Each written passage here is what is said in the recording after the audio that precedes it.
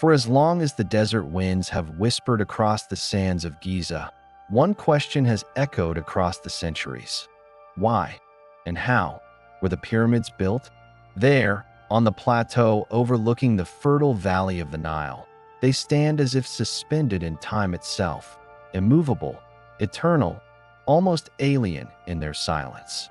The largest among them, the Great Pyramid of Khufu, once gleamed under the Egyptian sun, its white limestone casing so bright it reflected light like a beacon. For travelers approaching the Nile by boat, it was said to be visible from miles away, a gleaming mountain of stone rising above the horizon. To stand before it today is to confront a mystery. It is to measure oneself not against stone, but against time itself. For this structure is older than Rome, older than Greece, older than the stories of Moses, Solomon, and David. It was already an ancient relic when Herodotus, the Greek historian, set foot here more than 2,000 years ago. To him, it was a work from another world, an inheritance from a civilization whose secrets had already been lost to memory. And yet, it was not built by gods, nor by giants, nor by visitors from distant stars as so many myths, born of wonder and incomprehension, have suggested. No, it was raised by human beings.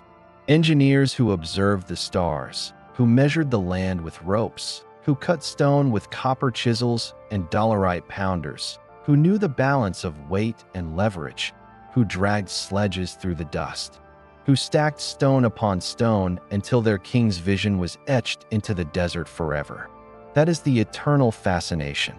Not only that the pyramid was built, but it was built by us, by human hands, guided by human minds. But before we ask how, we must first ask why. Why would a people more than 4 millennia ago devote unimaginable labor and resources to a tomb that was not a palace, not a temple, not even a space to be used, but a sealed monument to a single man? Why was permanence so important that they sought to carve eternity into stone?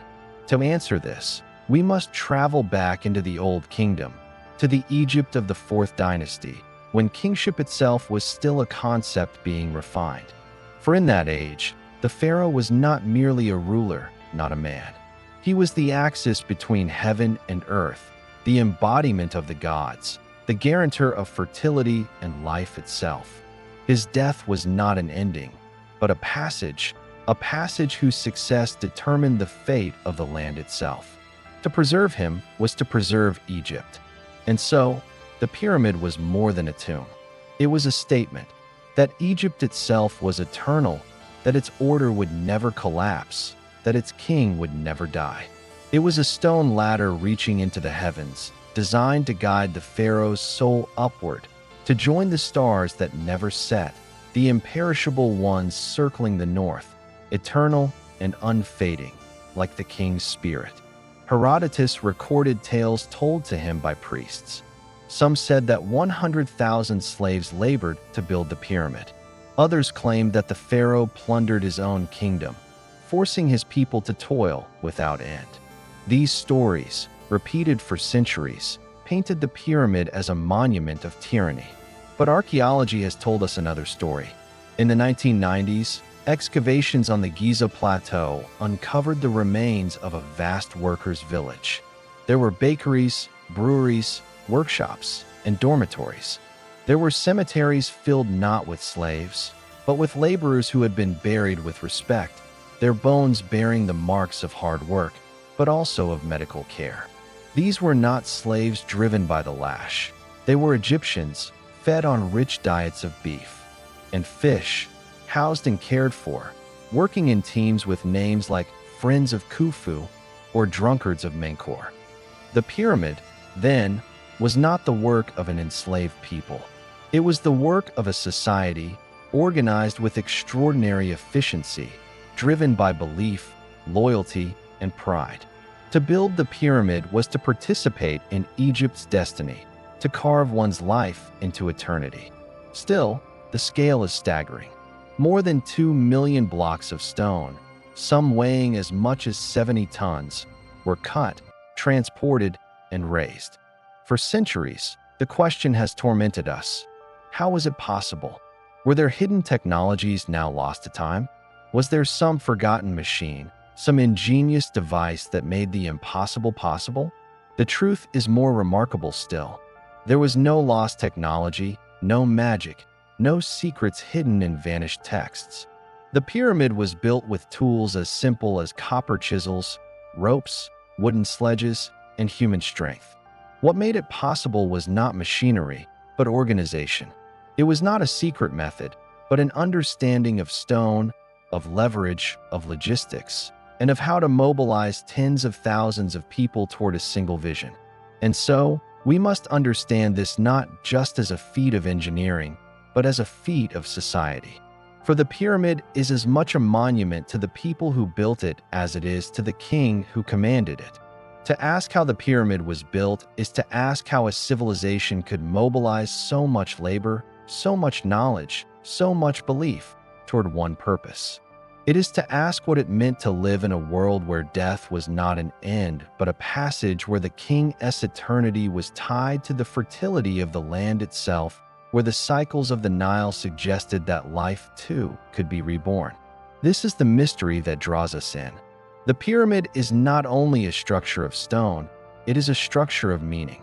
It embodies the Egyptian obsession with eternity, with the desire to leave behind something that time cannot erase. And so, as we begin this journey, we stand before the desert winds and ask the question that has never faded. How did they build the pyramids of Egypt? But to answer, we must first turn back to the river that gave Egypt life, to the dawn of kingship, and to the moment when a ruler named Khufu dared to imagine eternity carved in stone. To understand how the Great Pyramid came to rise on the plateau of Giza, we must first step back into a world where Egypt itself was still being born, a land where the river determined everything. The Nile was not simply a river, it was the axis of life. Every year, without fail, its waters swelled in a rhythm as ancient as time itself, spilling out over the flatlands on either side. The floods transformed the desert into fields of black silt, rich with nutrients carried down from distant highlands far to the south. When the waters receded, they left behind soil so fertile that it could yield harvest after harvest. Wheat, barley, flax, the very staples of survival, sprang from this earth, making possible the first great concentration of people anywhere in Africa. Here, at the edge of the desert, where the black land met the red, villages clustered. At first, they were little more than collections of huts bound by mud and reeds, tied to the cycles of flood and drought. But in time, as harvests grew and populations swelled, these villages coalesced into regions, local kingdoms ruled by petty chiefs, each claiming divine sanction, each competing for control of the river. For centuries, Egypt was divided into two lands. To the north lay the delta, where the Nile fanned into countless channels before meeting the sea. To the south stretched the long ribbon of the Nile Valley, its narrow floodplain hemmed in by cliffs and desert. Each land had its own rulers, its own gods, its own traditions. To the Egyptians themselves, this division was fundamental. The fertile green of the delta was called Lower Egypt, while the river valley stretching upstream was Upper Egypt. The union of these two lands was not inevitable. For centuries, they clashed, their kings vying for dominance. But then, sometime around 3100 BCE, a ruler emerged from the south known in legend as Narmer, or Menes, who succeeded where others had failed. He defeated his rivals, conquered the delta, and bound the two lands into one. This was the birth of Egypt, a land no longer divided, but united beneath one crown, symbolized by the double crown, the white of Upper Egypt and the red of Lower Egypt. From that moment on, the king of Egypt was not merely a warlord or a tribal chieftain. He was the living embodiment of the land itself, the one in whom the Nile's cycles, the earth's fertility, and the gods' favor converged. It was this act of unification that gave rise to what we call the Old Kingdom, the first great flowering of Egyptian civilization. From Memphis, near the point where the two lands met, the early pharaohs ruled as both kings and gods. Their power was absolute, their word law, their presence the very axis of creation. But what does it mean to call a man a god? For the Egyptians, it was not a metaphor. The king was not simply divinely chosen, he was divine. His body was the vessel of Horus, the falcon god of kingship, whose unblinking gaze spanned the skies. In life, the king was Horus. In death, he became Osiris, the lord of the underworld, ensuring the cycle of life continued. This belief was not merely religious. It was political, agricultural, cosmic. The king's very existence guaranteed the balance of the world. When he offered sacrifices in the temple, the gods received them. When he maintained order in the land, the Nile would flood at the appointed time. Should he fail, chaos would follow famine, drought, and invasion. The Egyptians had a word for this balance, Ma'at. It meant truth, justice, harmony, the order of the cosmos itself. To uphold Ma'at was the king's central duty, and it gave divine sanction to everything he did. In this light, the building of pyramids was not an extravagance. It was devotion to cosmic order. And so, from the beginning of the Old Kingdom, the pharaohs turned their thoughts toward eternity. Their deaths could not be ordinary, for their afterlife was not their own. It was the key to the land's continued survival. To preserve the king was to preserve Egypt itself. It is here that we begin to see the origins of the pyramid. The earliest kings of Egypt were buried in mastabas, low, rectangular tombs of mud brick, their sides sloping outward like benches. These were not monuments for public display, but private sanctuaries sealed after burial, designed to protect the king's body for eternity. Beneath them stretched elaborate chambers and passages filled with offerings, furniture, and servants' figurines, all provisions for the king's journey into the afterlife. But the Egyptians were not content with mud brick. As their wealth and power grew, so too did their ambition. By the time of the Third Dynasty, kings like Djoser sought something more enduring, something that could defy time itself. It was under Djoser that the first step pyramid was built at Saqqara, designed by his vizier and architect, Imhotep, a figure later deified as the patron of wisdom and medicine. The step pyramid was revolutionary. It rose not from mud brick, but from limestone, carved from the quarries of the Nile Valley. Layer by layer, mastaba was stacked upon mastabas until the structure towered above the desert 200 feet of stone, an eternal stairway toward the heavens. For the first time in history, humanity had built in stone on such a scale, and the world had changed forever. But the step pyramid was only the beginning. Over the next century, pharaohs would refine this vision, experimenting with forms, proportions, and techniques. At Mitam, at Dashur, they built pyramids that faltered and collapsed, pyramids that bent awkwardly midway, their angles shifting under the weight of stone. These were the experiments of a civilization learning how to master eternity, how to coax mountains out of limestone. By the time Khufu ascended the throne in the Fourth Dynasty, Egypt was ready. Ready not only in terms of engineering, but in terms of society, wealth, and ideology. The Nile Valley had been unified for centuries. Its fields yielded more grain than its people could eat. Its government could mobilize tens of thousands at will. Its artisans could carve statues, paint murals, and fashion boats of cedar brought from distant Lebanon. Its priests could trace the movements of stars, aligning temples and tombs with cosmic precision. This was the world Khufu inherited, a world in which the pyramid was not yet perfected, but poised to reach its zenith. When he dreamed of building his eternal house, he did not imagine a tomb of mud brick, or even a modest step pyramid. He imagined a mountain of stone so vast, so flawless, that it would outlast time itself. The Great Pyramid was born not of sudden inspiration, but of centuries of evolution.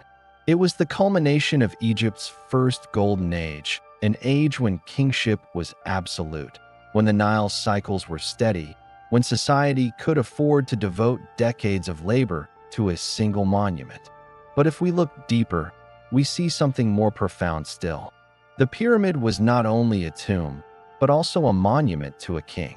It was the embodiment of the Egyptian worldview, the belief that life was eternal, that order would triumph over chaos, that the king's death was not an end but a renewal.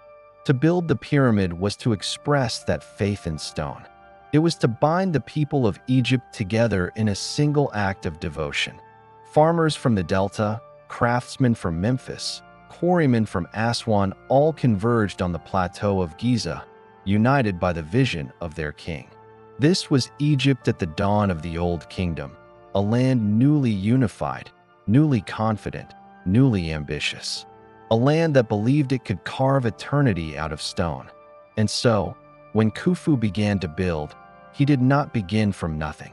He stood on the shoulders of centuries, on the experiments of his forebears, on the faith of his people, on the rhythms of the Nile.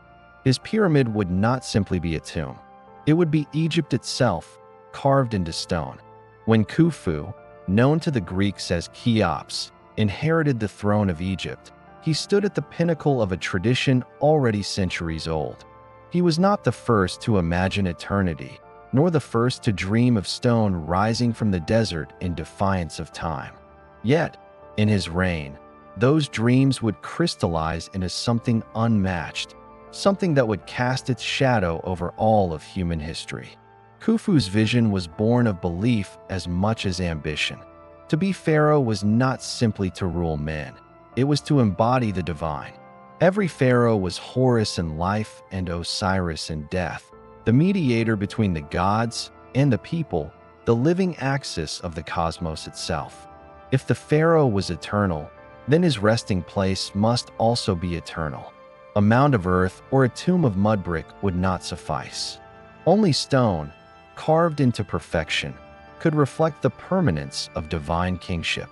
The pyramids before Khufu had been experiments, noble attempts to turn vision into reality. Djoser's step pyramid had proven that stone could become a monument. Sneferu, Khufu's father, had gone further. At Mitam, he had sought to raise a true pyramid, but its casing collapsed, leaving a ruin. At Dashur, he built the bent pyramid, its angles shifting mid-course as the weight pressed inward. Yet he learned, and from his lessons came the red pyramid, smooth-sided, vast, and durable.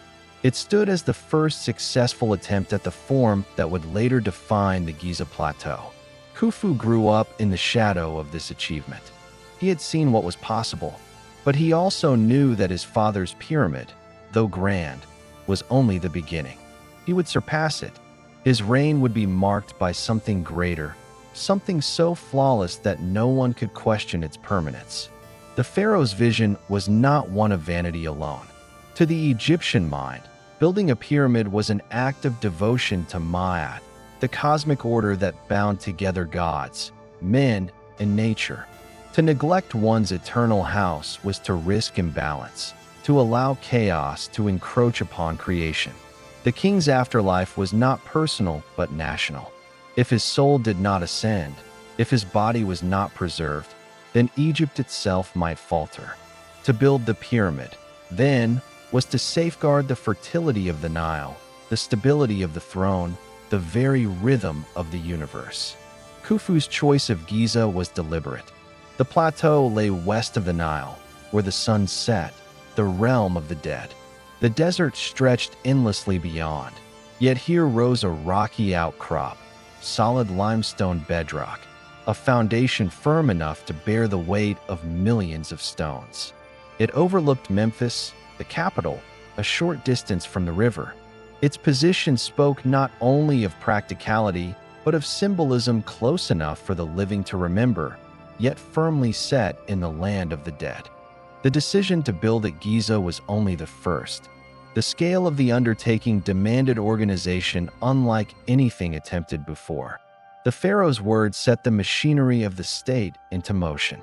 Officials were dispatched across the land. From quarries came orders to cut stone. From villages came demands for laborers.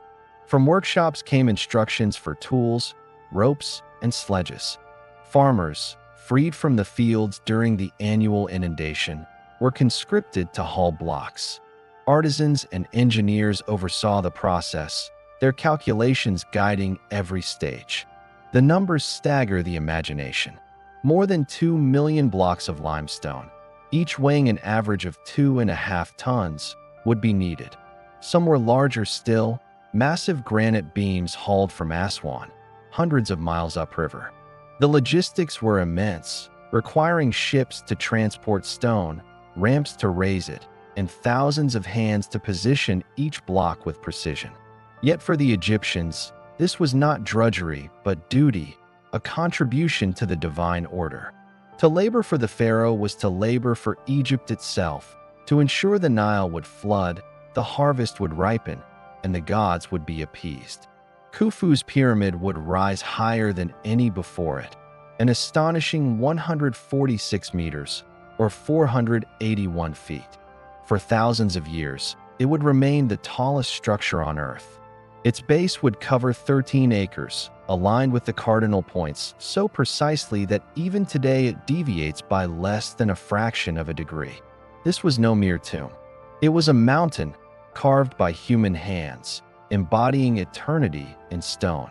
The decision to build such a structure reveals much about Khufu himself. The ancient sources paint a complex picture of his character. The Greek historian Herodotus, writing centuries later, portrayed him as a tyrant who forced his people into servitude. Egyptian records, by contrast, are more restrained, but they leave no doubt that Khufu ruled with absolute authority. Whether he was cruel or merely uncompromising, it is clear that his vision demanded everything from those who served him. Yet to reduce Khufu's pyramid to tyranny is to miss its deeper meaning.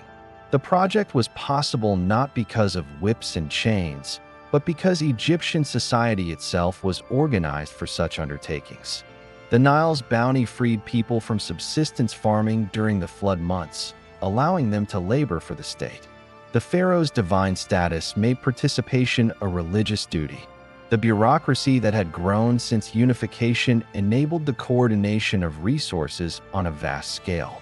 What seems impossible to us was, in their world, both logical and necessary. Khufu's vision extended beyond the pyramid itself. Around it would rise a complex of temples, causeways, and smaller pyramids. To the east stood a mortuary temple, where priests would perform rituals for the king's spirit. To the west stretched cemeteries of mastabas, where nobles and officials sought to rest in the pharaoh's shadow, their proximity to him securing their own afterlife. To the south lay subsidiary pyramids, built for queens and family members. The Great Pyramid was not isolated, but the center of an entire sacred landscape, a city of the dead that mirrored the city of the living. Every element was infused with symbolism. The pyramid's shape itself evoked the primeval mound that, according to Egyptian creation myths, had risen from the waters of chaos at the beginning of time. Its smooth sides reflected the sun, making the pyramid blaze like a jewel at dawn and dusk. For the Egyptians, it was a stairway to the heavens, a cosmic machine designed to launch the king's soul among the imperishable stars. Khufu's reign lasted more than 2 decades, and throughout that time, the work continued. Season after season, the Nile rose and fell, and with each cycle, new layers of stone were added. Thousands labored, some conscripted, some specialized, all bound by the pharaoh's will. Overseers kept records, marking progress. Engineers adjusted ramps, ensuring blocks reached ever greater heights. Priests offered sacrifices, praying that the work would be completed and the king's afterlife secured.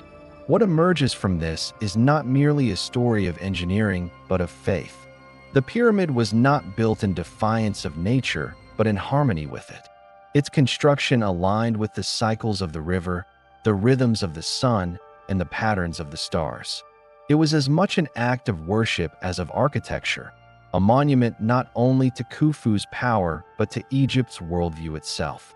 When at last the pyramids stood complete, it was unlike anything the world had ever seen.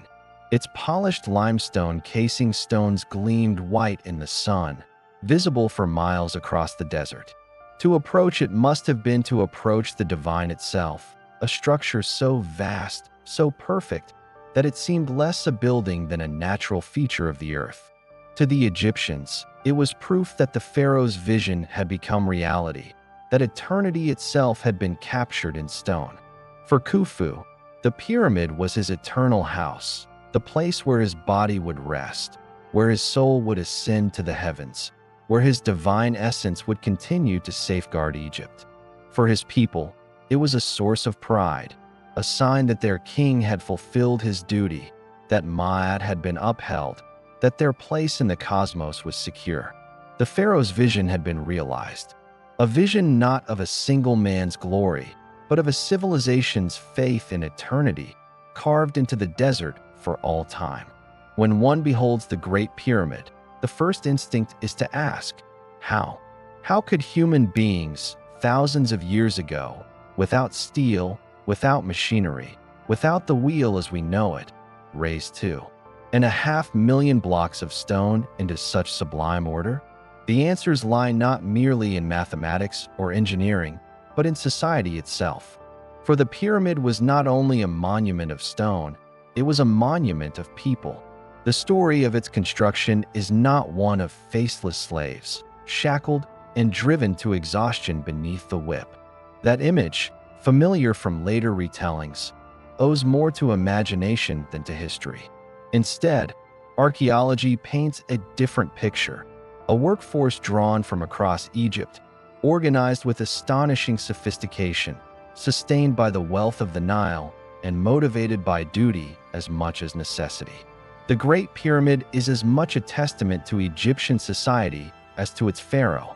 Every year, the Nile overflowed its banks, spreading rich silt across the floodplains.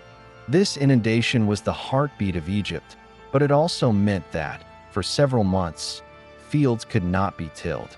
Farmers, idle in their villages, were called upon to labor for the state. Rather than languish without work, they were mobilized into a colossal national project. In this rhythm of river and labor, pyramid building became not a disruption of life, but part of it. The numbers are staggering. Scholars estimate that tens of thousands of workers were involved at any given time. Perhaps 20 to 30,000 labored directly on the pyramid site, while many more supported them. Quarrymen cutting limestone, boatmen ferrying stone along the Nile, bakers preparing bread, brewers fermenting beer, shepherds driving livestock. A pyramid was not built by hands alone, but by the entire machinery of Egypt's society. Archaeology has uncovered traces of their lives. At Giza, to the south of the Pyramid Plateau, lie the remains of a vast workers' village. There, in long galleries of mud brick, laborers ate, slept, and socialized. Excavations have revealed evidence of bread ovens, beer jars, fish bones, and cattle remains. This was not a slave barracks, but a bustling community. The diet of the workers was not meager gruel, but surprisingly rich. Loaves of bread, dried fish from the Nile, and most importantly, meat. Oxen, sheep, and goats were slaughtered in large numbers, providing protein for those whose bodies strained under immense loads. Beer, brewed thick and nourishing, was consumed daily, not for drunkenness but for sustenance. The scale of this provisioning itself speaks of central planning. To feed thousands of laborers required enormous herds and vast fields of grain. Records from later periods show that state granaries collected tribute in kind, storing wheat and barley from across Egypt. This flow of food sustained the workforce, binding peasant farmers into a national enterprise. To labor on the pyramid was to partake in a communal feast, supported by the fertility of the land. The workers were not an indistinguishable mass. They were organized with military precision into groups, squads, and teams. Hieroglyphs and graffiti carved onto stones reveal their structure. Teams bore names, spirited, sometimes humorous, such as Friends of Khufu or Drunkards of Menkaure. Rival groups competed to move blocks faster, carving their titles into the stones they set in place. This sense of identity and camaraderie reveals something profound. The pyramid was not merely work, but also play, pride, and community. Men laughed, boasted, and sang as they hauled the stones of eternity. Among them were not only common laborers, but skilled craftsmen, stonecutters shaping blocks with copper tools, masons smoothing surfaces, surveyors aligning foundations with astronomical precision. Overseers and scribes kept accounts, recording deliveries of food, tracking work quotas, and assigning shifts. Engineers designed ramps, adjusted gradients, and ensured the great project never faltered. At every level, knowledge and discipline guided the work. What emerges is a picture of society harnessed as one. The pyramid was not built despite the people, but through them. Each farmer who hauled a block, each fisherman who supplied the village, each baker who kneaded bread, contributed to something greater than themselves. They believed, as their pharaoh believed, that this labor upheld Ma'at, the divine order. To build the pyramid was to secure the cycles of the Nile, the fertility of the fields, and the balance of the cosmos.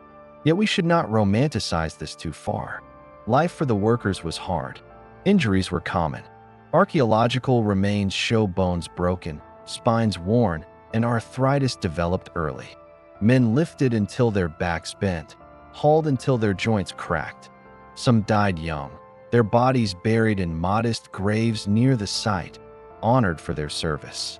And yet, even in these burials, dignity is evident.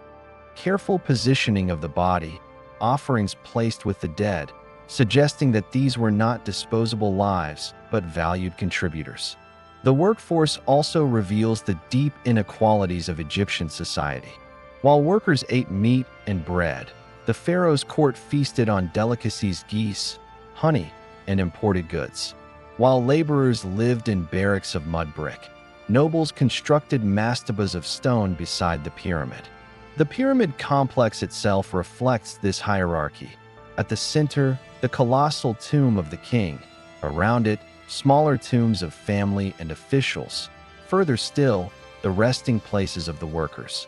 Eternity was not equally distributed, but tiered, reflecting the structure of society and life. Still, participating in the project brought prestige. To carve one's name into a stone, to boast of belonging to a team, to be buried within sight of the pyramid, these were honors. For the common man, it offered a path to remembrance, a way to tie one's life to the immortal stone. The pyramid was not only the pharaoh's afterlife, but a monument in which thousands of ordinary Egyptians inscribed their own fleeting presence. The social contract underpinning this labor was fragile yet enduring. The state provided food, beer, and shelter. The people provided their bodies and time. Religion bound them together, convincing them that their toil mattered beyond their lifetimes. In this fusion of economy, politics, and belief, the pyramid rose steadily year by year. The sheer scale of the organization points to the sophistication of Egypt's early bureaucracy. Scribes tracked rations, priests coordinated festivals, and officials oversaw supplies. Along the Nile, a system of taxation and redistribution funneled grain and livestock to Giza. Villages hundreds of miles away felt the weight of Khufu's ambition, their produce flowing inexorably toward the pyramid site. This was not local labor, but national mobilization. The pyramid thus embodied Egypt itself. It drew upon every stratum of society, every corner of the land. The river carried stone and food alike. Fields yielded grain that became bread for laborers. Herds raised by distant farmers ended their lives in slaughterhouses beside the plateau. The voices of villagers, quarrymen, masons, and priests mingled in the air of Giza. In this sense, the Great Pyramid is the most complete expression of Egypt's unity, a crystallization of a civilization in stone. And yet, paradoxically, the workers who raised it remain anonymous. Their names, scratched in graffiti or recorded in hurried notes, are fleeting. Their stories, their laughter, their exhaustion have vanished into silence. The monument endures, but the multitude who gave it shape have faded. The pharaoh's name, Khufu, echoes across millennia. The names of his laborers are fragments. This is the tension at the heart of the pyramid. It preserves eternity for one, while erasing the many who built it. Still, archaeology allows us to glimpse them.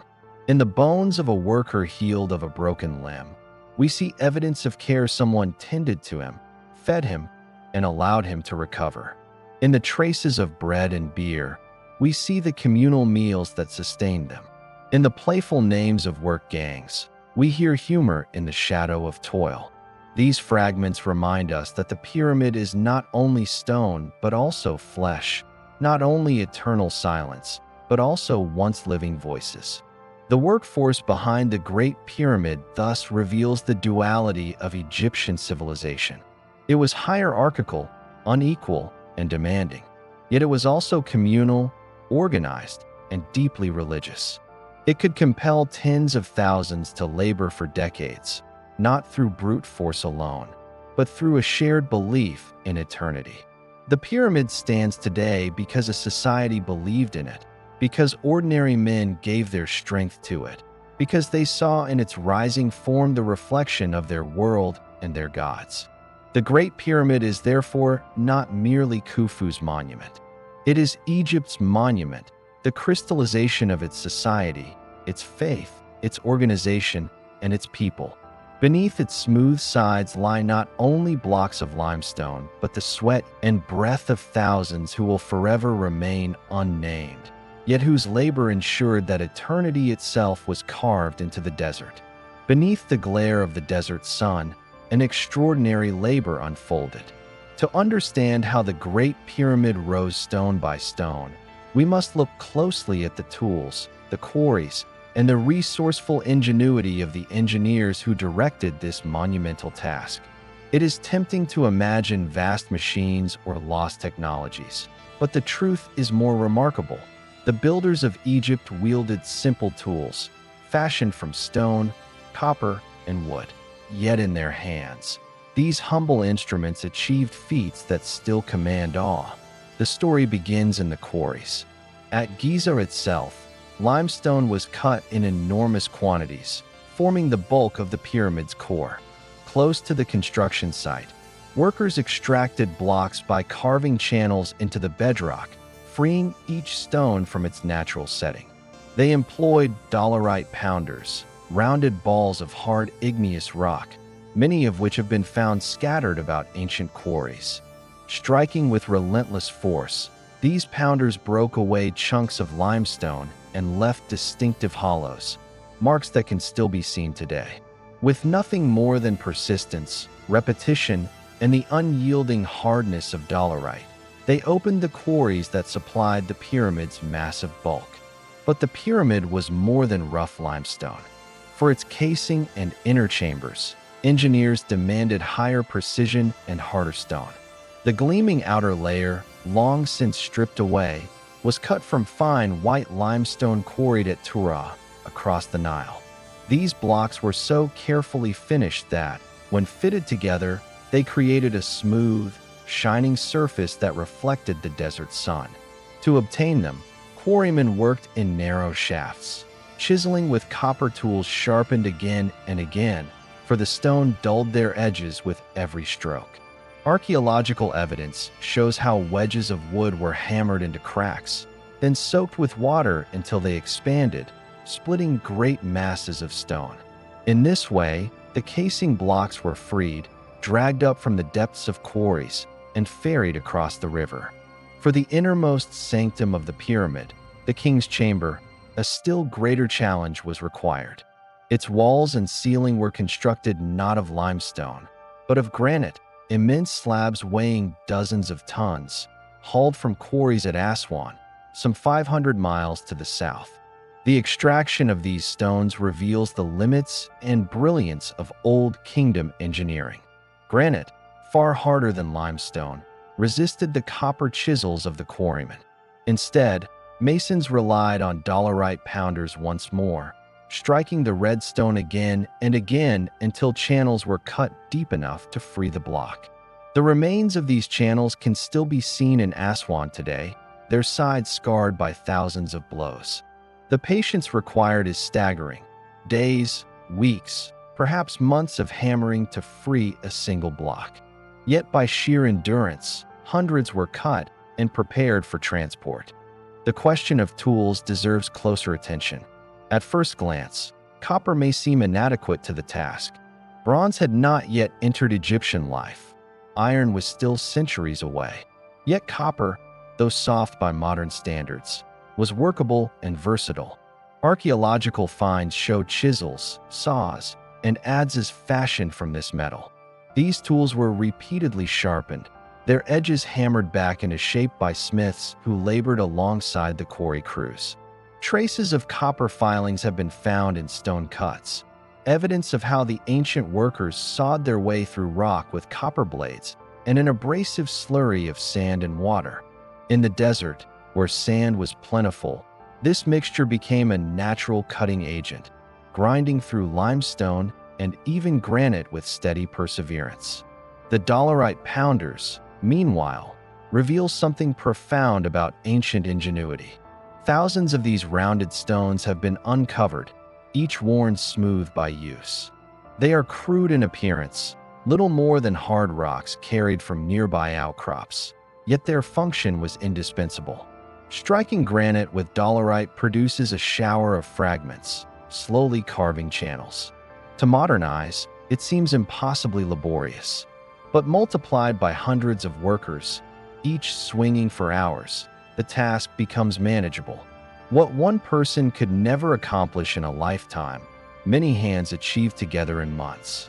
One must imagine the rhythm of the quarries, the echo of hammer against stone, the dust rising in clouds, the cries of overseers urging their teams onward. This was a world of relentless labor, but not of chaos. Order and system governed every stage. Blocks were measured, marked, and detached with precision. Inscriptions left by workers show pride in their crews, teams that bore names like the Friends of Khufu. Each gang had its identity, its reputation, and its role in feeding the endless hunger of the pyramid rising on the horizon. It is worth pausing to reflect on the sheer coordination such quarrying demanded. Every block had to be shaped to standard dimensions, lifted, and dragged to the river's edge. Each was inscribed or marked for its place in the greater design. In a project where millions of blocks were required, even small errors multiplied into a disaster. Yet the builders maintained an astonishing level of accuracy, as proven by the pyramid's surviving core. Some joints are so tight that a blade of grass cannot be inserted between them. The story of the tools is also the story of adaptation. Copper chisels that dulled quickly required constant resupply.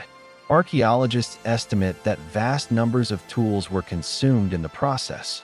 Workshops near the quarries likely functioned day and night, melting, hammering, and reshaping worn tools into new edges. The pounding stones, too, had a limited life. After thousands of blows, they cracked and shattered, discarded and replaced by fresh ones. The supply chains that sustained this flow of tools, from copper mines in the Sinai to dolerite outcrops in the desert, were as critical to pyramid building as the stones themselves. One striking piece of evidence comes from an unfinished obelisk at Aswan, abandoned where it lies, still attached to the bedrock. It measures nearly 40 meters in length, weighing perhaps 1,200 tons, and it shows clearly the channels pounded around its sides. Here, the technique is visible in mid-process, frozen in time. Had it not cracked, it might have become the largest single stone ever moved by human hands.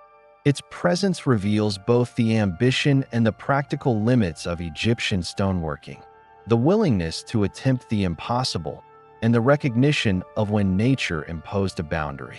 If the quarries testify to toil and endurance, they also speak to vision.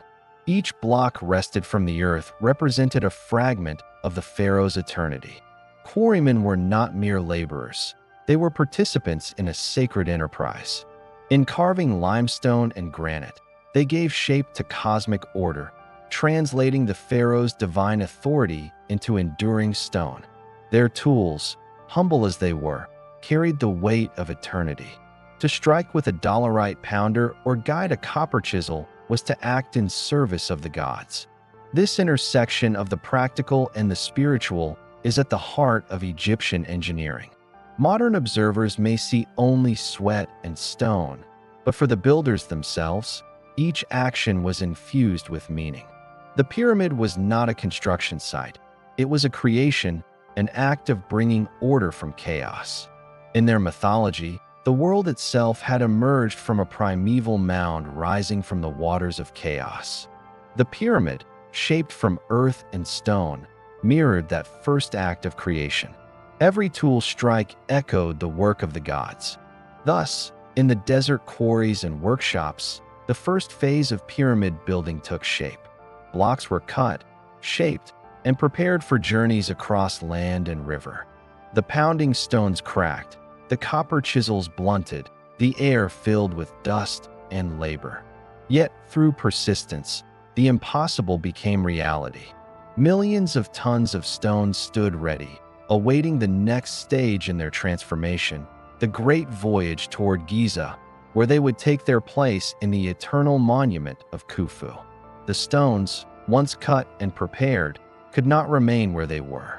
The limestone of Giza's plateau, the fine casing stone from Tura, and the immense blocks of granite from Aswan all faced the same problem: how to be moved from quarry to pyramid.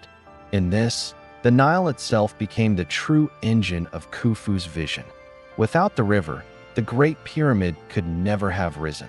It was the artery of Egypt, binding the land together, carrying the lifeblood of both water and commerce. In the Old Kingdom, it was more than a natural feature. It was a highway, an avenue of stone. At the height of the annual inundation, when the Nile swelled beyond its banks, fields were submerged and agriculture paused. Yet this was precisely when movement became possible. The river, swollen and generous, allowed heavy cargo to be carried long distances on boats and rafts. For the pyramid, this meant that vast quantities of stone, timber, copper, and food could be transported in season, feeding the immense appetite of the building site.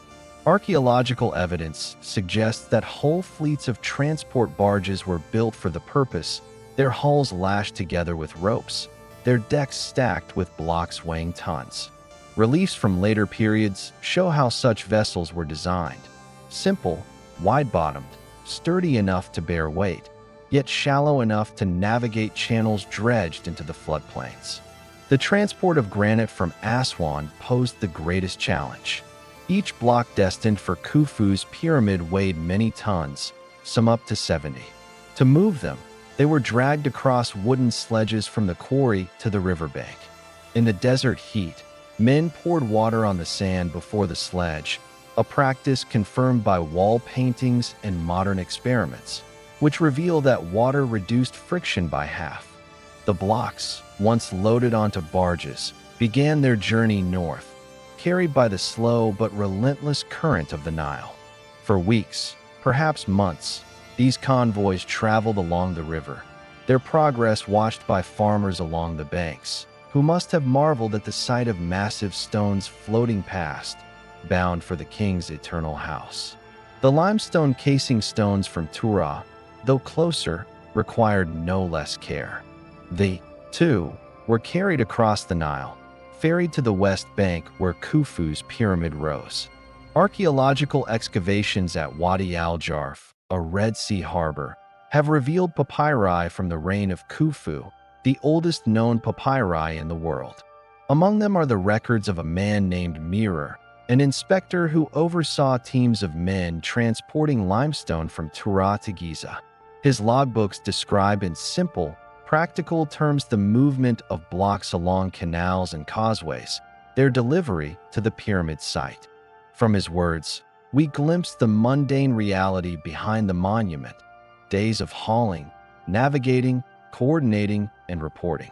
It was not divine magic, but organized labor, written down in ink and carried out with precision. The Nile's role extended beyond stone. Food for the laborers, copper for the tools, and timber for sledges and scaffolding all came by river. Egypt lacked forests of its own. Cedar was imported from Lebanon, carried first across the Mediterranean, then up the Nile. The construction of the pyramid was thus not only a national, but an international enterprise, drawing resources from beyond Egypt's borders. Each delivery required planning, coordination, and timing, for the inundation that made transport possible lasted only a few months. Miss the flood, and the cargo was stranded until the next year. To harness the river's power, the Egyptians dug canals that branched from the Nile into the desert, bringing water closer to the building site. Some evidence suggests that a harbor existed at Giza itself, now buried beneath modern settlements. This harbor would have received the barges, allowing stones to be unloaded within sight of the rising pyramid. From there, ramps and causeways carried the blocks to their final destination. The integration of river, canal, and construction site shows the extraordinary foresight of Khufu's planners, who turned geography itself into a tool of architecture. The scale of this operation is difficult to fathom. Tens of thousands of men may have been required to man the boats, drag the sledges, and guide the cargo. Entire villages grew up around the harbor and the pyramid site, housing workers, their families, and the administrators who kept order. Excavations at Giza have uncovered remains of such settlements: bakeries, breweries, and storehouses that sustained the laborers. In these discoveries, we see the pyramid not as an isolated monument, but as the center of a living community, a hub of logistics and administration as much as stone. The Nile's gift was not without risk. The river's levels fluctuated from year to year. Some floods were too low, others too high. A poor inundation could delay shipments, disrupt supply lines, and imperil the entire schedule of construction. The very success of the project depended on the cooperation of nature. It was a delicate balance between human ambition and the rhythms of the land. To build the pyramid was to gamble with the river itself, to trust that its waters would rise faithfully each year and bear the burden of eternity. It is here that we glimpse the genius of Egyptian civilization. They did not fight against the river, but aligned their labors with it. Their agricultural cycles, their festivals, their transport networks all flowed from the Nile's pulse. The pyramid was not imposed upon the landscape. It was born from it. Its stones carried along the very waters that nourished the fields. The Nile was both lifeline and highway, and without it, the dream of Khufu would have remained uncarved stone in distant quarries. To the workers themselves, each journey on the river was part of a sacred duty. The stones they ferried were not merely cargo but fragments of eternity.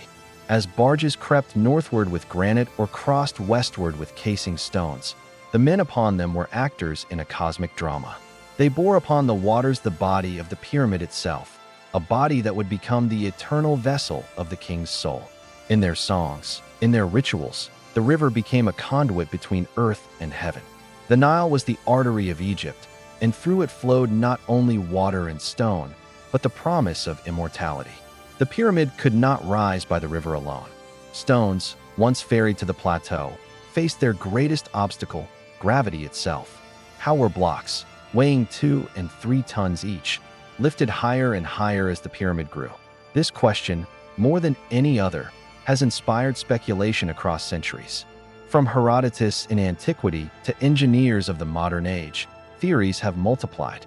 Were the blocks raised on levers, spiraled around on ramps, or carried up immense causeways of mud, brick, and rubble? Behind the mystery lies a truth both practical and profound. Egyptian builders achieved this feat not with secret machines, but with organization, patience, and ingenuity. The simplest explanation, and perhaps the most likely, is the ramp. A ramp transforms height into distance, reducing the effort required by stretching the climb across a slope. For the pyramid, ramps could be straight, zigzagging, or encircling. Each model has been debated. Each carries strengths and weaknesses. A straight ramp, rising from the ground to the top, would require enormous amounts of material, dwarfing the pyramid itself. A spiral ramp wrapped around the structure would preserve resources but obstruct the builder's view, making precise alignment difficult. A zigzagging staircase ramp, rising along the pyramid's faces, offers a compromise, though no definitive traces survive. What evidence we do possess comes from fragments, remains of ramps at other sites, reliefs depicting construction, and scars carved into the stones themselves. At Hatnub, in the eastern desert, archaeologists uncovered a ramp flanked by staircases with post holes, an ingenious system that allowed workers to haul massive alabaster blocks upward by rope, assisted by men pulling from above. This discovery, though from a quarry, shows that Egyptians understood how to combine ramps with counterweight teams, amplifying their power. It is not hard to imagine similar methods employed at Giza, scaled to match the ambition of Khufu's vision. The construction of ramps was itself a monumental task. Mud brick and limestone chips, piled high, compacted and watered, formed embankments strong enough to bear the weight of both stone and men. Timber rollers and sledges aided the hauling, while ropes of papyrus fiber stretched and strained under the load. The ramps, like arteries, had to be maintained, extended, and adjusted as the pyramid rose. They were temporary monuments, erased once the greater monument stood complete, their traces swallowed by time. What little remains, slope cuts, fragments of compacted rubble, are whispers of the massive infrastructure that once enfolded the pyramid. Modern experiments, where teams of men drag blocks over reconstructed ramps, confirm the feasibility of such methods. With water poured to reduce friction, with sledges carefully guided, and with coordination of hundreds of workers in unison, the seemingly impossible becomes possible. Each block, moved a few meters at a time, advanced slowly but surely to its destined place. In the rhythm of this labor lies the explanation of the pyramid's grandeur, not miraculous technology, but endurance multiplied across decades. As the pyramid rose, ramps had to be extended. Some suggest a massive causeway, stretching from the quarry or harbor directly to the construction site, carrying stones to the base, where smaller ramps branched upward. Others imagine a spiraling structure that encircled the pyramid, rising as it grew, removed once the final capstone was placed. Whatever the form, the principle remained, transforming vertical labor into horizontal persistence, exchanging impossible lifts for achievable drags. The pyramid was not lifted, it was climbed, inch by inch, stone by stone. The final stages of construction posed the greatest challenge. As the pyramid neared completion, with its steep upper tiers, ramps became shorter and steeper, their space constrained. Precision was essential, for the casing stone smooth, white limestone had to align perfectly. Here, smaller ramps, wooden scaffolds, and lever systems likely came into play. A block could be nudged upward with a lever, tilted onto wooden cribbing, then levered again. Step by step, it rose, guided by men who understood balance, force, and patience. These levers, simple yet effective, magnified human strength and transformed it into monumental achievement. At the summit, the placement of the pyramidion, the capstone, was both practical and symbolic. This final stone, polished and gleaming, represented the sun's first rays striking the earth. To lift it required not only ramps or scaffolds, but ritual precision. With its placement, the pyramid was complete, its geometry perfected, its surface ready to shine. For the workers, the moment must have carried a profound sense of accomplishment. After decades of hauling and aligning, the mountain of stone had reached its apex, a man-made horizon touching the sky. The ramps, once vital, were then dismantled, their material recycled, their memory fading. What endured was the pyramid itself, its perfection concealing the toil beneath. The labor of thousands vanished, absorbed into a structure that seemed eternal. In this lies the genius of Egyptian engineering, the ability to conceal means within ends, to transform temporary scaffolding into everlasting form. To us, the question of ramps may remain unresolved, but to the Egyptians, the method was less important than the outcome. They did not seek to astonish with process, but with result. The pyramid was not a puzzle to them, but a solution, a house for eternity. Their mastery lay not in inventing impossible machines, but in orchestrating human effort, in synchronizing labor with nature, in aligning stone with the cosmos. The ramps, whatever their shape, were instruments of will, extensions of collective determination. The mystery of how the stones were raised lingers because the Egyptians left little record of the method. They did not inscribe instructions on the pyramid walls, nor did not carve reliefs of ramps into their temples. Perhaps they considered the process unworthy of commemoration, mere mechanics compared to the sacred purpose. Or perhaps secrecy was itself part of the power, a knowledge reserved for the builders and lost with them. What remains to us are theories, fragments, and experiments. Yet in these traces we see enough to recognize the achievement. Men, with ropes and sledges, with ramps and levers, transformed the desert into geometry. The Great Pyramid's ascent was not magic, but mathematics embodied in labor. Each ramp was a translation of vision into practice, a bridge between earth and heaven. Through them, the Egyptians overcame the pull of the world, lifted stone above stone, and carved eternity into the horizon. In their silent absence, the ramps remind us that the greatest works are often built upon structures meant to disappear, scaffolds that exist only to make permanence possible. The pyramid remains, immutable, but behind its silence lie the vanished roads of ascent, the hidden pathways that once carried men and stones toward the sky. The pyramid was not built of stone alone. Behind the rising walls, behind the endless procession of blocks and ramps, lay the most vital element of all: people. Thousands of men and women, organized with extraordinary precision, sustained the project across decades. Their hands hauled the stones, their backs bore the loads, their lives intertwined with the great monument in ways both visible and invisible. To understand how the Great Pyramid came into being, one must enter the world of its builders, the labor force that transformed desert and quarry into geometry. For centuries, a myth persisted that the pyramids were built by slaves, driven under the lash of cruel overseers, condemned to toil for a king's vanity. This image, born from ancient stories and reinforced by modern imagination, lingers in popular thought. Yet archaeology tells a different tale. Excavations at Giza have uncovered the remains of workers' villages, complete with bakeries, breweries, dormitories, and even cemeteries. The evidence speaks not of chained captives, but of organized laborers, fed, housed, and honored for their role. The pyramid, far from being a monument of oppression, was a collective enterprise that bound a society together. The workforce itself was layered, like the pyramid they built. At its foundation were the unskilled laborers, recruited from across the Nile Valley. These men came not as slaves, but as part of a system of corvée labor, obligatory service owed to the state. Each village sent its share of workers, fulfilling their duty to the pharaoh much as they paid taxes in grain. For many, this service was temporary, a season of labor before returning home to the fields. The Nile's annual flood made such mobilization possible, for when the waters covered the farmland, agriculture paused. Farmers could be called upon to build, their labor redirected from sowing and harvesting to hauling and lifting.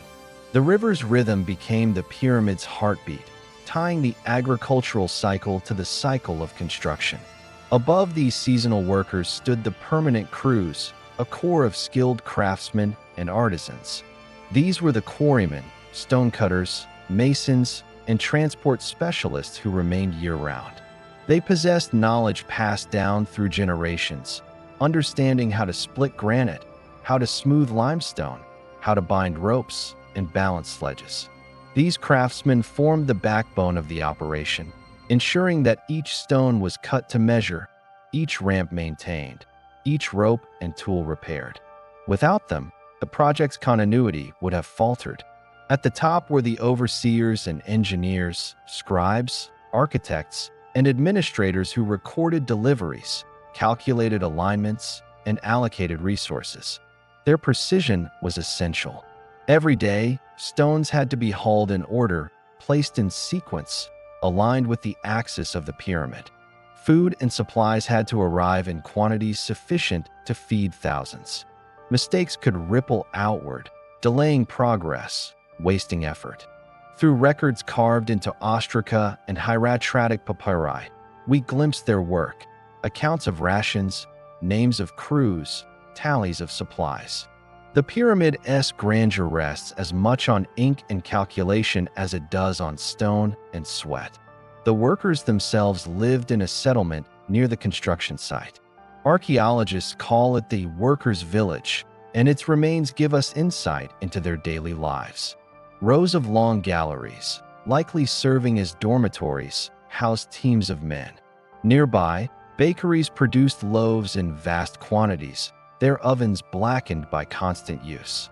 Breweries brewed beer, the staple drink of the Egyptians, safer than water and rich in calories. Storage rooms kept salted fish and preserved meat. Together, these facilities formed a logistical machine that transformed grain, cattle, and fish into sustenance for thousands of laboring bodies. The pyramid rose not only from stone, but from bread and beer. Excavations have even uncovered the workers' cemetery. Burials here show evidence of care, bodies laid to rest with simple offerings, some with bones displaying signs of healed injuries. In one case, a worker with a badly broken leg had survived long enough for the bone to heal, proof that he was cared for, not abandoned. Such discoveries suggest a workforce that was valued, not expendable. Death was inevitable in such dangerous labor, but it did not strip the workers of dignity. They were participants in a sacred endeavor, and their lives and deaths carried meaning within it. The crews themselves were organized with military-like precision. Ancient graffiti on pyramid blocks reveal the names of worker gangs: the Friends of Khufu, the Drunkards of Menkaure, the Followers of the White Crown. These names, carved with pride, show camaraderie and competition. Crews likely worked in shifts, racing to haul and place their assigned stones, motivated by both duty and rivalry. Each gang, numbering perhaps 200 men, formed part of a larger division, and together they created a rhythm of labor that kept the stones moving day after day. Coordination on such a scale required not only organization but also ideology. The pyramid was more than a construction, it was a sacred act. To labor for the king was to labor for the gods, for the king's ascent to the afterlife ensured the prosperity of the land. The workers' effort was bound up with cosmic purpose. This belief system transformed toil into devotion, aligning human sweat with divine order. Religion and labor fused, making the pyramid not merely a monument, but a communal offering to eternity. Yet we should not romanticize the labor. Conditions were grueling. The desert sun beat down, stones crushed and bruised, dust choked lungs. Rations of bread and beer sustained energy, but malnutrition and injuries were common. Some workers surely felt the burden, the exhaustion of endless hauling. But for many, participation in the project may also have brought pride, a sense of belonging to something larger than themselves. The pyramid offered a form of immortality, not only for the king entombed within, but for those whose hands had shaped its form. To place a stone was to leave one's mark on eternity, even if anonymously. The human element extended beyond the laborers. Women, too, played roles, preparing food, brewing beer, weaving cloth, and managing households. Children grew up in the shadow of the rising pyramid, their lives shaped by its demands. The entire community, drawn from across Egypt, became entwined in the project, turning the pyramid into a national endeavor. It was not simply a monument to a single king, but a monument to collective effort, a reflection of a society's ability to channel resources, energy, and belief into one overwhelming task. In this, the pyramid becomes a mirror of Egypt itself. Its structure reflects the hierarchy of labor: base, middle, apex. Its endurance reflects the coordination of society. Its grandeur reflects the belief that individuals could contribute to a collective vision that transcended their lifespans. The men who hauled the stones, the women who baked the bread, the overseers who recorded the tallies. All were bound together by a project that outlasted them, a monument to unity as much as to power. What strikes us when we study the labor force is not only the scale of human effort, but its organization. No society before had mobilized such numbers for so long with such precision.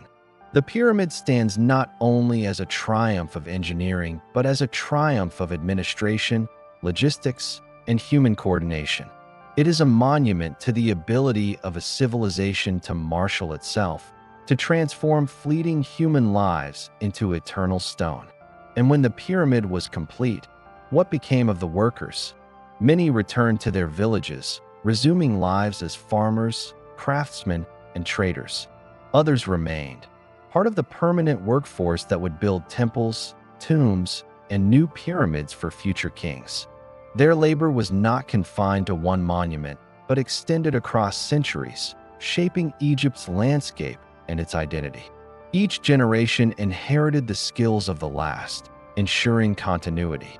The Great Pyramid was not an isolated miracle, but part of an ongoing tradition of human labor, refined and perfected through time. To gaze upon the pyramid today is to see not only the vision of a king, but the lives of countless men and women, their footsteps pressed into sand long vanished, their sweat absorbed into stone. It is to glimpse a society that understood how to channel human effort into permanence, how to turn fleeting hands into an eternal horizon. The pyramid is, in truth, the sum of its workers, each stone a testament to a human life that carried it, each tier a reflection of an organized society that made it possible. The pyramid was not merely a tomb, nor only a mountain of stone raised in defiance of time. To the Egyptians who built it, it was a ladder to the heavens, a bridge between the mortal and the divine, an embodiment of cosmic order itself. To understand why such a monument was built and why so much of a civilization's resources were poured into its rising form, one must step into the Egyptian world of meaning, a world where stone was not stone, where form was never accidental, where geometry was itself a prayer. The Great Pyramid of Khufu did not stand alone upon the plateau of Giza. It stood at the center of a universe ordered by Ma'at, the principle of truth, balance, and eternal harmony. Egypt's religion was not a set of abstract doctrines, but a lived reality, woven into every rhythm of nature. The Nile rose and fell according to the cycles of the sun and stars. Life and death moved in unison with this eternal rhythm. To build a pyramid was not simply to construct it, was to give shape to that rhythm, to inscribe eternity into the desert. The pyramid's shape, its orientation, its very proportions were designed to align the king with the cosmos, to fuse his fate with the eternal order of the gods. In every angled face, in every measured span, the Egyptians saw not stone, but meaning. The pyramid's shape itself contained layers of symbolism. To the Egyptians, the sloping sides evoked the primeval mound, the first land that rose from the waters of chaos at the dawn of creation. The pyramid was thus a recreation of that first act of Genesis, an eternal mound that ensured creation would never cease. But the sloping sides were also linked to the sun's rays. The pyramid was a stairway of light, a ramp for the king's soul to ascend toward the heavens, joining Ra, the sun god, in his eternal journey across the sky. In both ways, the mound and the sunbeam, the pyramid tied the king to the origins of the cosmos and to its eternal cycles. The interior of the pyramid deepens this symbolism. The passages and chambers were not merely architectural features, but ritual spaces. The king's chamber, with its granite walls and sarcophagus, was designed to house the pharaoh's body as the eternal vessel of his spirit. Above it, relieving chambers bear witness to an obsession with permanence, ensuring no weight of stone could crush the king's eternal rest. But the placement of the chamber, the angles of its shafts, and the geometry of its passageways suggest more than practical engineering. They suggest a connection to the stars. Astronomers and archaeologists have long debated the meaning of the pyramid's so-called air shafts, narrow passages that extend from the king's chamber toward the sky. Their alignment is too precise to be accidental. One points toward Orion's belt, associated by the Egyptians with Osiris, the god of death and rebirth. Another points toward Sirius, linked to the goddess Isis, the divine consort who resurrected Osiris. To lie in the pyramid was to be placed in the heart of a cosmic drama, to join the gods in their eternal cycle of death and renewal. The pyramid thus became not only a tomb but a stellar gateway, a mechanism for transforming the mortal king into an eternal star. The alignment of the pyramid with the cardinal directions also carried sacred meaning. Its sides faced precisely north, south, east, and west, more accurately aligned than most modern constructions achieved without compasses. This orientation grounded the pyramid in the eternal order of the cosmos. The Egyptians saw the four directions as the pillars of the world, holding heaven and earth in balance. To align the pyramid with them was to place the king's tomb at the very axis of creation, to ensure his union with Ma'at, the cosmic balance that held the world together. Religious texts, later inscribed in the pyramids of subsequent kings, give voice to this symbolism. They speak of the king ascending the ladder to heaven, of him becoming a star that shines forever, of him joining Ra in his solar bark, sailing across the sky. The Great Pyramid predates these inscriptions, but it was the prototype for all that followed. The silence of its walls is not emptiness, but anticipation. The words were not yet written, but the ritual meaning was already present, encoded in geometry and orientation. The Egyptians understood death not as an end, but as a transformation. The body decayed, but the Ka, the life force, endured, and the Ba, the soul, could take flight. For the king, this transformation was not personal but cosmic. His resurrection secured the fertility of the land, the rising of the Nile, and the balance of the universe itself. To build the pyramid was to guarantee that transformation. Each stone set in place was an offering to ensure the king's passage, and with it, the prosperity of Egypt. The pyramid was thus both tomb and temple, both machine of resurrection and guarantor of fertility. This belief infused the work of the laborers who built it. To haul stones was to contribute to the king's ascension, to take part in a cosmic ritual. For the ordinary Egyptian, the pharaoh was not only ruler, but mediator between the mortal and divine. His immortality was their survival, his ascension their harvest, his eternal life their own. The pyramid embodied this shared destiny. It was not only for Khufu, it was for Egypt itself, for the eternal cycle that bound people, king, gods, and cosmos in one web of meaning. The pyramid's location, too, carried sacred resonance. The plateau of Giza, rising above the floodplain, was a place where earth met sky.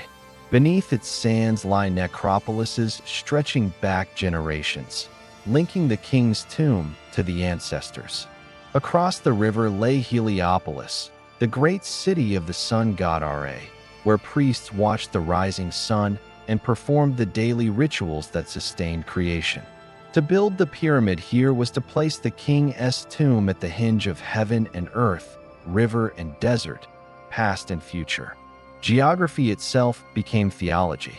One can also see in the pyramid the embodiment of duality, a theme central to Egyptian thought. Life and death, day and night, order and chaos, all were balanced in Ma'at. The pyramid, stable and eternal, anchored this balance. Its massive base, rooted in the earth, symbolized permanence. Its peak, pointing skyward, symbolized transcendence. Between them stretched the slope, a continuum from earth to heaven, from mortality to divinity. The pyramid thus gave form to the Egyptian vision of existence, a ladder where opposites were joined in balance. Even the sheer size of the pyramid was not accidental. Its immensity was itself a symbol. Eternity could not be expressed in smallness.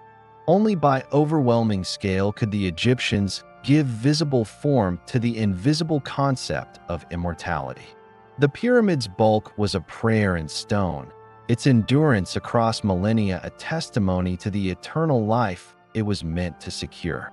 To stand before it was to confront permanence, to feel one's own mortality dissolve in the shadow of eternity. Later traditions remembered the pyramids as wonders, their purpose lost, their symbolism obscured. To the Greeks, they were tombs of tyrants. To medieval Arabs, they were treasure houses or storehouses of ancient knowledge. But to the Egyptians themselves, they were never merely stone. They were cosmic engines, monuments of theology as much as architecture, binding the fate of a king to the cycles of stars and sun, binding the survival of a people to the eternal balance of creation. The Great Pyramid, then, is not only a feat of engineering but a feat of meaning. It shows us a society that saw no divide between science and religion, between construction and ritual, between stone and spirit. In the Egyptian mind, these were the same. The precision of alignment was an act of devotion. The geometry was itself a hymn. The labor was ritual. And the finished pyramid, standing upon the desert plateau, was not a tomb of the dead but a house of eternity, where a king became a star, and through him, Egypt endured. The Egyptians did not see death as an end, but as a transition. Life was a journey that led not into nothingness, but into another existence, an existence that could be perilous, uncertain, yet eternal if prepared for with wisdom, ritual, and divine favor. To step into death was to step into a vast landscape beyond the horizon of the Nile, a place where the soul must travel, face trials, and ultimately be judged. The pyramid, in this understanding, was not simply a tomb of stone, but a fortress, a guidebook, and a vessel for the pharaoh's passage into eternity. In the centuries following the construction of Khufu's pyramid, the Egyptian vision of the afterlife began to take on clearer form, crystallizing in text spells and hymns carved into stone. The pyramid texts, the earliest body of religious writings in the world. At the heart of this vision was the belief in the Ka and the Ba, the two essential components of the Egyptian soul. The Ka was the vital essence, the force that gave life to flesh, breath to the body, and continuity to a person's being. It could dwell in statues, in images, in offerings. It was nourished by food and drink left by the living at the tomb. The Ba, by contrast, was more elusive. It was depicted as a bird with a human head, capable of movement, capable of leaving the body and soaring into the world of the living or the realm of the gods. Together, Ka and Ba defined the eternal identity of a person. At death, the Ka lingered with the body, while the Ba took flight. But for eternity to be secured, these two had to be reunited each night, fusing into the Akh, the transfigured spirit, radiant, divine, and immortal. The pyramid was built to ensure this reunion. Its chambers and rituals created a space where Ka, Ba, and Akh could find harmony, where the king could live again in an eternal cycle of death and rebirth. The pyramid texts, first inscribed in the burial chambers of Unas, the last king of the 5th dynasty, reveal how the Egyptians envisioned this passage. These texts are not continuous narratives, but collections of spells, hymns, and incantations. Some are addressed to the gods, some to the king himself, and others to the guardians of the afterlife. Their tone oscillates between the practical and the poetic, the commanding and the pleading. But together, they reveal a world in which the king's soul journeyed across cosmic realms, facing dangers, overcoming enemies, and finally ascending into the heavens. In one spell, the king is urged to rise as a star in the sky, shining among the gods forever. In another, he becomes a falcon, soaring with Horus, the god of kingship. In yet another, he joins Ra in the solar bark, sailing with the sun across the sky, reborn each morning with the dawn. The texts are filled with imagery of transformation. The king becomes a heron, a lotus, a bull, a crocodile, a flame. Each transformation was not a metaphor, but a reality in Egyptian thought. To speak the spell was to enact it, to become it. Through these words, carved into the stone of his tomb, the king ensured his passage through every form, his triumph over every barrier. Yet this journey was not without trial. The afterlife was no peaceful paradise freely given. It was a realm of dangers, inhabited by serpents, demons, and hostile gods. Without the right spells, without the correct rituals, the soul could be lost, trapped, annihilated. The pyramid texts are filled with commands directed at such forces. Back, serpent. Fall, enemy. You shall not devour me. These words were weapons. Their power as real as any sword or spear. They were magic in the Egyptian sense, a force of creation as old as the gods themselves, capable of bending reality. By inscribing these spells into the very walls of the pyramid, the Egyptians made the tomb a fortress, a shield of words protecting the king's eternal voyage. At the climax of this journey lay the judgment of the soul. In later centuries, this would take the form of the weighing of the heart, where the heart of the deceased was measured against the feather of Ma'at, the principle of truth and balance. If the heart was lighter, the soul was justified, admitted to eternal life. If heavier, it was devoured by Ammit, the eater of souls, and existence was erased forever. Though this imagery is most fully expressed in the Book of the Dead of the New Kingdom, its roots lie in the pyramid texts. The constant references to Ma'at, to truth, to the king's purity and righteousness, point toward an early vision of moral order. Eternity was not given blindly. It was granted to those who upheld Ma'at, who lived in harmony with the order of the cosmos. The pyramid texts also reveal the central role of Osiris, the god of death and rebirth. By the time of their writing, Osiris had risen to prominence as the judge of the dead, the god who himself had died, been dismembered, and resurrected through the devotion of Isis. In Osiris, the Egyptians found a divine pattern for their own fate: death followed by resurrection, dismemberment followed by wholeness, chaos followed by renewal. The king was often identified with Osiris in the texts, becoming the god himself, sharing his fate. But he was also linked to Horus, Osiris's son, who avenged him and ruled the world of the living. In this way, the king embodied the eternal cycle of father and son, death and succession, continuity unbroken across generations. What is striking in these texts is not only their religious imagery, but their practical concern. The Egyptians were not content with vague assurances of eternity. They wanted instructions, maps, and guides. They wanted to know which words to say, which gods to invoke, which dangers to expect. The pyramid texts are manuals for the afterlife, as precise in their own way as architectural blueprints. Just as the pyramid itself was a machine designed to secure the king's immortality, the texts were the operating instructions, ensuring that no stage of the journey was left to chance. In time, the privilege of these texts expanded. At first, they were inscribed only for kings, the divine rulers whose eternal survival guaranteed the survival of Egypt. But gradually, queens too were given access, and later, high officials and nobles. The pyramid texts evolved into the coffin texts, written inside coffins during the Middle Kingdom, democratizing the promise of eternity. What had once been the exclusive right of kings became, over centuries, the hope of every Egyptian who could afford the rituals. Eventually, this tradition culminated in the Book of the Dead, a portable collection of spells written on papyrus, placed in tombs across the land. The journey through the afterlife, once the royal prerogative, became the shared destiny of a people. The pyramid texts also reveal the Egyptian blending of myth and cosmic geography.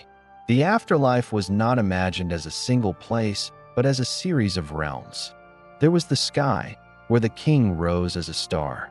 There was the duat, the underworld, filled with rivers, gates, and guardians. There was the field of reeds, a paradise of fertile fields where the soul could live forever in abundance. The king traveled through all these, sometimes ascending, descending, sometimes uniting with Ra in the sky, sometimes dwelling with Osiris in the underworld. Eternity was not a static state, but a dynamic cycle, an endless movement through the rhythms of creation. Underlying all this was Ma'at, the principle of cosmic balance. The pyramid texts are saturated with references to it. The king lives by Ma'at, speaks Ma'at, is justified in Ma'at. Without it, creation would collapse into chaos, the Nile would fail, the stars would fall. The king's journey in the afterlife was not only personal, but cosmic. His survival ensured Ma'at itself. To fail in the afterlife would mean more than the king's annihilation. It would mean disorder for the world. The pyramid, the texts, the rituals were all built to prevent this, to anchor eternity in stability. Thus, the pyramid was never just stone, and the pyramid texts were never just words. Together, they formed a system of immortality. Architecture and language fused into one, each reinforcing the other. The pyramid provided the eternal body of the king. The texts provided the eternal voice. The stones endured through centuries, the words through incantation. In both, the Egyptians sought to capture permanence, to bind the fleeting human life to the unending rhythm of the cosmos. The Egyptians did not see death as an end, but as a transition. Life was a journey that led not into nothingness, but into another existence, an existence that could be perilous, uncertain, yet eternal if prepared for with wisdom, ritual, and divine favor. To step into death was to step into a vast landscape beyond the horizon of the Nile, a place where the soul must travel, face trials, and ultimately be judged. The pyramid, in this understanding, was not simply a tomb of stone, but a fortress, a guidebook, and a vessel for the pharaoh's passage into eternity. In the centuries following the construction of Khufu's pyramid, the Egyptian vision of the afterlife began to take on clearer form, crystallizing in text spells and hymns carved into stone. The pyramid texts, the earliest body of religious writings in the world. At the heart of this vision was the belief in the Ka and the Ba, the two essential components of the Egyptian soul. The Ka was the vital essence, the force that gave life to flesh, breath to the body, and continuity to a person's being. It could dwell in statues, in images, in offerings. It was nourished by food and drink left by the living at the tomb. The Ba, by contrast, was more elusive. It was depicted as a bird with a human head, capable of movement, capable of leaving the body and soaring into the world of the living or the realm of the gods. Together, Ka and Ba defined the eternal identity of a person. At death, the Ka lingered with the body, while the Ba took flight. But for eternity to be secured, these two had to be reunited each night, fusing into the Akh, the transfigured spirit, radiant, divine, and immortal. The pyramid was built to ensure this reunion. Its chambers and rituals created a space where Ka, Ba, and Akh could find harmony, where the king could live again in an eternal cycle of death and rebirth. The pyramid texts, first inscribed in the burial chambers of Unas, the last king of the 5th dynasty, reveal how the Egyptians envisioned this passage. These texts are not continuous narratives, but collections of spells, hymns, and incantations. Some are addressed to the gods, some to the king himself, and others to the guardians of the afterlife. Their tone oscillates between the practical and the poetic, the commanding and the pleading. But together, they reveal a world in which the king's soul journeyed across cosmic realms, facing dangers, overcoming enemies, and finally ascending into the heavens. In one spell, the king is urged to rise as a star in the sky, shining among the gods forever. In another, he becomes a falcon, soaring with Horus, the god of kingship. In yet another, he joins Ra in the solar bark, sailing with the sun across the sky, reborn each morning with the dawn. The texts are filled with imagery of transformation. The king becomes a heron, a lotus, a bull, a crocodile, a flame. Each transformation was not a metaphor, but a reality in Egyptian thought. To speak the spell was to enact it, to become it. Through these words, carved into the stone of his tomb, the king ensured his passage through every form, his triumph over every barrier. Yet this journey was not without trial. The afterlife was no peaceful paradise freely given. It was a realm of dangers, inhabited by serpents, demons, and hostile gods. Without the right spells, without the correct rituals, the soul could be lost, trapped, annihilated. The pyramid texts are filled with commands directed at such forces. Back, serpent. Fall, enemy. You shall not devour me. These words were weapons. Their power as real as any sword or spear. They were magic in the Egyptian sense, a force of creation as old as the gods themselves, capable of bending reality. By inscribing these spells into the very walls of the pyramid, the Egyptians made the tomb a fortress, a shield of words protecting the king's eternal voyage. At the climax of this journey lay the judgment of the soul. In later centuries, this would take the form of the weighing of the heart, where the heart of the deceased was measured against the feather of Ma'at, the principle of truth and balance. If the heart was lighter, the soul was justified, admitted to eternal life.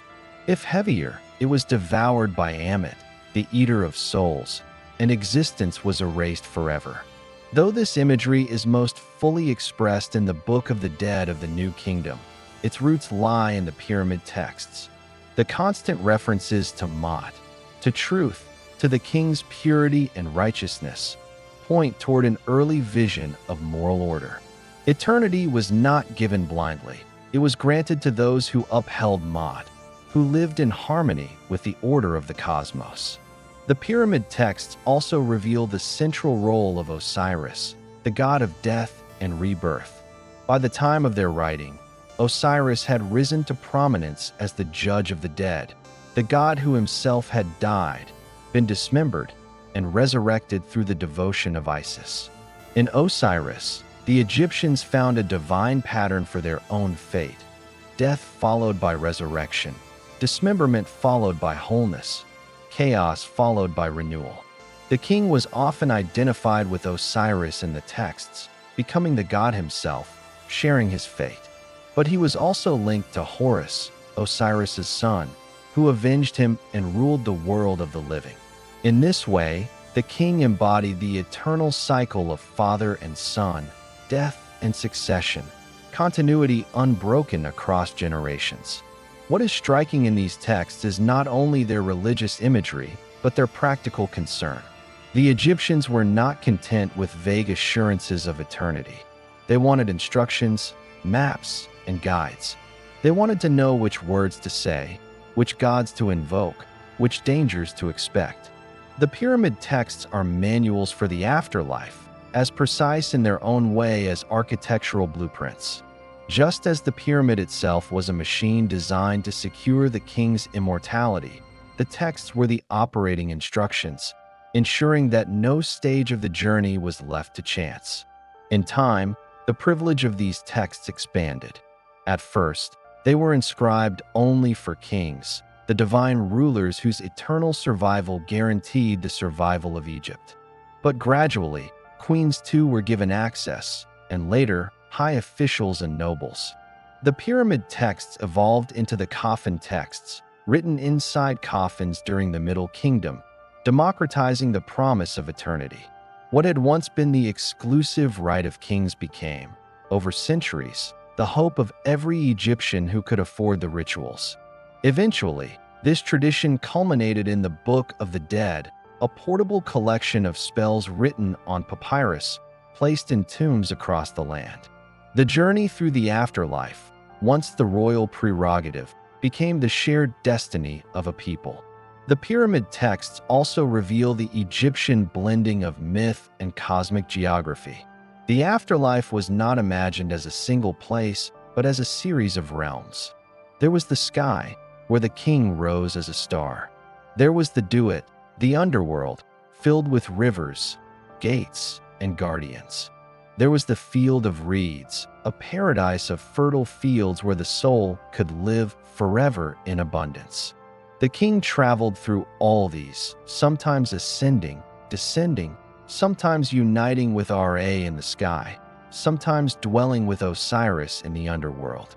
Eternity was not a static state, but a dynamic cycle, an endless movement through the rhythms of creation. Underlying all this was Ma'at, the principle of cosmic balance. The pyramid texts are saturated with references to it. The king lives by Ma'at, speaks Ma'at, is justified in Ma'at. Without it, creation would collapse into chaos, the Nile would fail, the stars would fall. The king's journey in the afterlife was not only personal, but cosmic. His survival ensured Ma'at itself. To fail in the afterlife would mean more than the king's annihilation. It would mean disorder for the world. The pyramid, the texts, the rituals were all built to prevent this, to anchor eternity in stability. Thus, the pyramid was never just stone, and the pyramid texts were never just words. Together, they formed a system of immortality. Architecture and language fused into one, each reinforcing the other. The pyramid provided the eternal body of the king. The texts provided the eternal voice. The stones endured through centuries, the words through incantation. In both, the Egyptians sought to capture permanence, to bind the fleeting human life to the unending rhythm of the cosmos. And in this, they succeeded. For more than 4,000 years, the pyramid texts remain, their words still legible, their voices still echoing. They are the oldest scriptures of humanity, carved not for us, but for a king's soul as it journeyed beyond death. Yet in reading them, we glimpse not only that king, but the world of meaning that shaped an entire civilization, a world where death was not an end, but a passage, where eternity could be built in stone and inscribed in words, where to live in Ma'at was to live forever.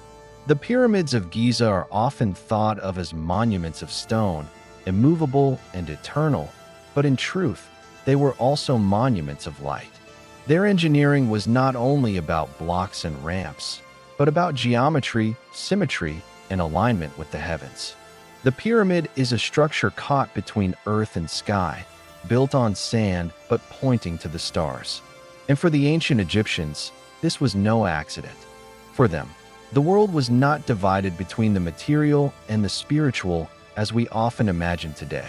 To quarry stone was not just labor, it was a ritual act. To drag blocks across the desert was not only sweat and muscle, it was an imitation of the gods ordering the cosmos. And to stack those stones into a pyramid was not simply to build a tomb, it was to raise a staircase to eternity. If we look closely at the Great Pyramid of Khufu, we see that its base is aligned almost perfectly to the four cardinal directions: north, south, east, and west. This was not a coincidence of chance or an accident of crude surveying. To achieve this, ancient engineers must have observed the stars over long nights, watching where they rose and where they set. They marked the heavens onto the earth. With simple tools, plumb lines, water levels, and perhaps even the careful watching of shadows cast by the sun, they laid out the cosmic compass upon which their king's eternal house would rise. But why? Why such an obsession with alignment? The answer lies deep in Egyptian cosmology. The pharaoh was not only king, he was the axis between the mortal world and the divine. His tomb, his eternal resting place, needed to be positioned where heaven and earth converged. By fixing his pyramid to the four directions, they placed him at the center of the universe, his soul oriented forever to the turning of the stars. The ancient Egyptians saw the night sky as the realm of the gods. The circumpolar stars, those that never set below the horizon, were thought to be eternal. Unlike other stars that rose and fell, vanished and returned, these circumpolar constellations revolved endlessly, circling the northern sky without ever dying. To join them was to become immortal. And so, the narrow shafts that run through the pyramid's interior, tiny passages no wider than a man's shoulders, were cut deliberately, not for air, but for the soul. They point toward the stars. One aimed toward Orion's belt, associated with Osiris, the god of rebirth. Another toward the northern circumpolar stars, the imperishables. Through these shafts, the Ka of the pharaoh could ascend, slipping into the heavens, rising like light through stone. Light and shadow themselves were woven into the pyramid's meaning. At dawn, the sun rose in the east, flooding its massive faces with golden light. At noon, the sun crowned its peak, as though the god Ra himself rested upon its summit. And at sunset, the pyramid fell into shadow, yet still stood, a black silhouette against the fiery west. This daily play of light was no accident either. For Egyptians, the sun's journey mirrored life, death, and rebirth. To rise, to shine, to sink, and then to return, this was the eternal cycle they believed their king would now follow. It is worth imagining the experience of an ordinary Egyptian standing in the desert centuries ago, looking up at the pyramid. At dawn, he might see its edges sharpened against the rising sun, each line a blade of light. By noon, its geometry would blaze so bright he could scarcely look upon it, the white limestone casing reflecting like a beacon. And at dusk, as the last light died, the pyramid would seem to disappear into the sky itself, a monument not only of stone, but of shadow, reflection, and illusion. The builders themselves surely felt this mystery. They may not have all understood the precise religious symbolism, but they saw what their hands had created. They saw the pyramid rising in harmony with the sky, bound to the cycle of sun and stars. In their toil, they participated in something greater than themselves. To haul a stone was to help a king ascend. To align it was to help order the universe. To complete it was to secure eternity. The pyramid, then, was not just a tomb. It was a cosmological machine, a device for eternity. Each block was an act of devotion, each alignment a bridge between earth and heaven. The king within would not simply lie in death. He would rise, beam-like, into the imperishable stars. His pyramid would catch the light of the sun, the gaze of Orion, and the turning of the heavens, and it would bind him to them. And yet, there is another layer. In aligning the pyramid to the heavens, the ancient Egyptians not only secured the afterlife of their king, they secured their own place in the cosmos. Every man who labored, every woman who prepared food, every scribe who measured and counted each was part of a project that ordered not only Egypt, but the very universe itself. The pyramid was a collective act of faith. It declared, "We, the people of Egypt, stand at the center of creation. Our king rises to the stars, and through him, so do we." Even in its ruin today, stripped of casing stones, its peak worn and battered, the Great Pyramid still whispers this meaning. When you stand at its base, the sense of alignment, of orientation, of cosmic purpose is still present.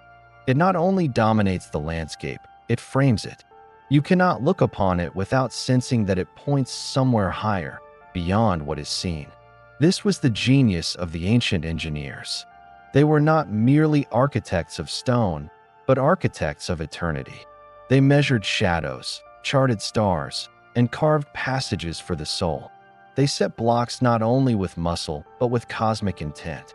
And in doing so, they left us monuments that are not only wonders of engineering, but echoes of a people who saw no division between earth and heaven, matter and spirit, labor and worship. The pyramid stands, then, not only as a tomb of kings, but as a reflection of light, shadow, and stars. A geometry of belief. a mountain built by human hands, yet aligned to the eternal heavens. A reminder that for the ancient Egyptians, to build was not simply to endure, it was to reach for eternity itself. When we look at the pyramids today, stripped of their original surfaces, scarred by centuries of looting, their majesty is still undeniable. Yet, to imagine them as they first stood is to enter a different world, one where architecture was not only stone and labor, but also theater, propaganda, and the embodiment of absolute authority. For the pyramids were never meant to be hidden. They were meant to be seen. They were political monuments as much as spiritual ones, expressions of power on a scale so vast that it could not be ignored. The Great Pyramid of Khufu was not tucked away in the desert like some private tomb, concealed in cliffs as later pharaohs would choose. It rose instead on the very edge of the Nile Valley, in full view of the fertile floodplains. Villages and towns stretched along the river, and every year the flood brought life to the land. And there, on the western horizon, towering over all, was the pyramid. Its gleaming white casing stones, polished to a mirror-like shine, caught the sun from dawn until dusk. To a farmer tilling his fields, to a boatman sailing the river, to a scribe in his office, the pyramid was always there. It proclaimed the presence of the king even when the king himself was absent. It said, in silent stone, "Here is power, here is permanence, here is the divine order made visible." The king was not merely a ruler of flesh and blood. He was a cosmic being whose authority stretched from the soil beneath the peasant's feet to the heavens above the stars. And the pyramid was the vessel that made this claim impossible to ignore. For ordinary Egyptians, this monument was not only a religious symbol, but also a reminder of hierarchy. Every block, every line of workers, every meal distributed at the labor camp reinforced the structure of society. The pyramid was the king, but it was also Egypt itself. To contribute to its building was to participate in the divine plan. To look upon it was to see your own place in that plan, whether as a laborer, a farmer whose grain sustained the workers, or a priest who interpreted its meaning. The pyramid was not silent to them. It spoke a language of dominance and awe. Its sheer scale overwhelmed the senses, dwarfing the individual. To stand at its base was to confront the insignificance of the human beside the eternal weight of stone. This was no accident. Power thrives on spectacle, and the pyramid was the greatest spectacle of them all. In it, the Egyptians achieved what few civilizations have ever managed: the transformation of raw power into lasting myth, a myth that has outlived dynasties, empires, and even the gods themselves. And yet, the pyramid was more than intimidation. It was reassurance, too. The pharaoh was the guarantor of Ma'at, the principle of order, truth, and balance that governed the cosmos. In a world where the Nile's flooding could bring abundance one year and disaster the next, where desert winds and drought could threaten survival, the pyramid was a fixed point of certainty. It did not change. It did not decay. Its presence on the horizon assured the people that order was secure, that the king had bound eternity to the land. Imagine the festivals, the processions, the rituals that wound their way to the pyramid's base. Priests in linen robes, chants rising in the hot air, offerings carried in baskets. The pyramid was not only a tomb, but a stage upon which royal ideology was performed. The Valley Temple and Causeway connected it to the Nile, making it accessible by boat, turning the river itself into a ceremonial highway. As the king's body was ferried westward, as mourners sang hymns, the pyramid loomed ahead, absorbing the spectacle into its silent mass.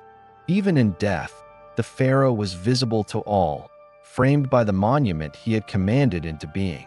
We often speak of the pyramids as wonders of engineering, and rightly so. But they were also wonders of psychology. Their effect on the Egyptian mind was deliberate. They embodied the fusion of religious belief, political necessity, and human ambition. They made the pharaoh untouchable, not only in this world, but in the next. For how could anyone question the divine status of a man who could command thousands to raise mountains of stone, mountains that touched the sky? The pyramid was propaganda in its purest form, not the fleeting words of speeches or the fragile images of papyrus, but propaganda carved into stone, too massive to be erased, too enduring to be forgotten. Each generation of Egyptians lived under their shadow, and in that shadow, they absorbed the message. The king is eternal, the order is eternal, and through your labor, so are you. But there is a deeper irony. While the pyramids were built to glorify the king, they also elevated the nameless.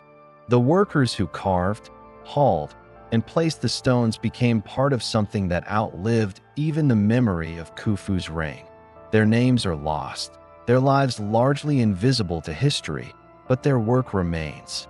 The pyramid's power is not only that of the ruler who ordered it, but of the countless hands that brought it into being. In this way, the pyramid is both the most personal and the most communal of monuments, a tomb for one, but the achievement of many. This theater of power did not end with Khufu. His successors sought to emulate him, each adding their own mark upon the desert. Khafre built his pyramid nearby, slightly smaller but elevated on higher ground, so that from many angles it seemed just as tall. He added the Great Sphinx, another symbol of power and mystery, its gaze forever turned eastward toward the rising sun. Menkaure built yet another, smaller still, but clad at its base with granite, as if to suggest a permanence even greater than size. Together, the three pyramids formed not only tombs but a skyline, a stage upon which Egypt's divine kingship was forever performed. And for centuries afterward, these monuments continued to dominate Egyptian life. Even when new kings chose different burial sites, hidden in cliffs or beneath the sands, the pyramids remained. They were reminders of a golden age when kings commanded not only armies and treasuries, but the very stones of the earth itself. Later dynasties looked back upon them with awe, just as we do today. They were already ancient in the time of Ramses the Great, already mysterious when Greek travelers first laid eyes upon them, already objects of wonder when Rome ruled the Nile. This was the triumph of the pyramids, to transcend their moment, to bind power and faith so tightly together that even when their purpose was forgotten, their impact remained. They are no longer theaters of pharaonic propaganda, no longer stages of ritual performance. And yet, to us, they still whisper of power. They still remind us of human ambition, of the need to be remembered, of the lengths to which rulers will go to ensure their immortality. The pyramids are not simply monuments of stone. They are monuments of power, performed and preserved in architecture. They tell us that power, at its height, is always theatrical, always designed to be seen. And they remind us that the greatest performances of power are not those that last a year or a reign, but those that carve themselves into eternity. Behind the silent facades of the pyramids lies a truth rarely glimpsed in their monumental stillness.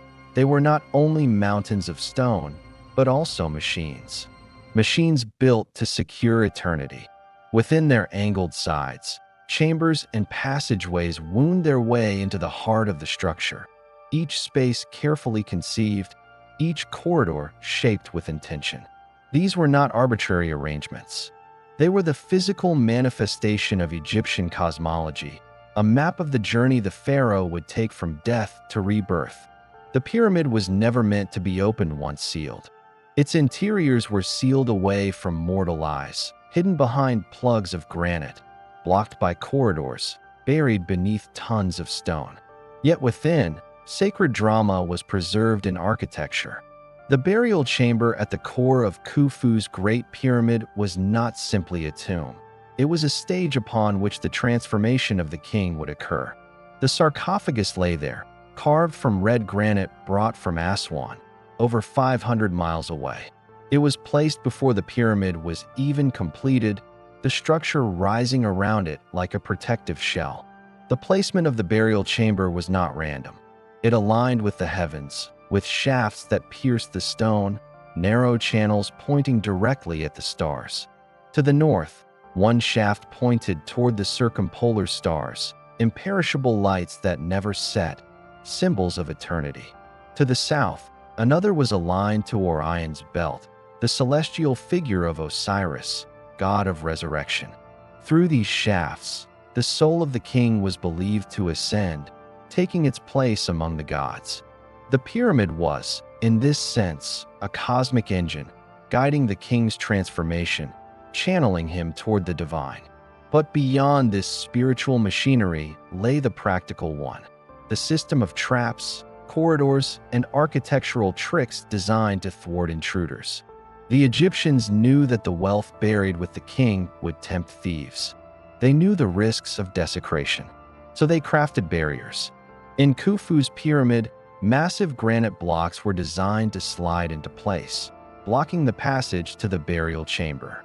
Corridors turned unexpectedly, ceilings were raised and lowered, creating a labyrinth meant to confuse, frustrate, and ultimately defeat those who sought to disturb the pharaoh's rest.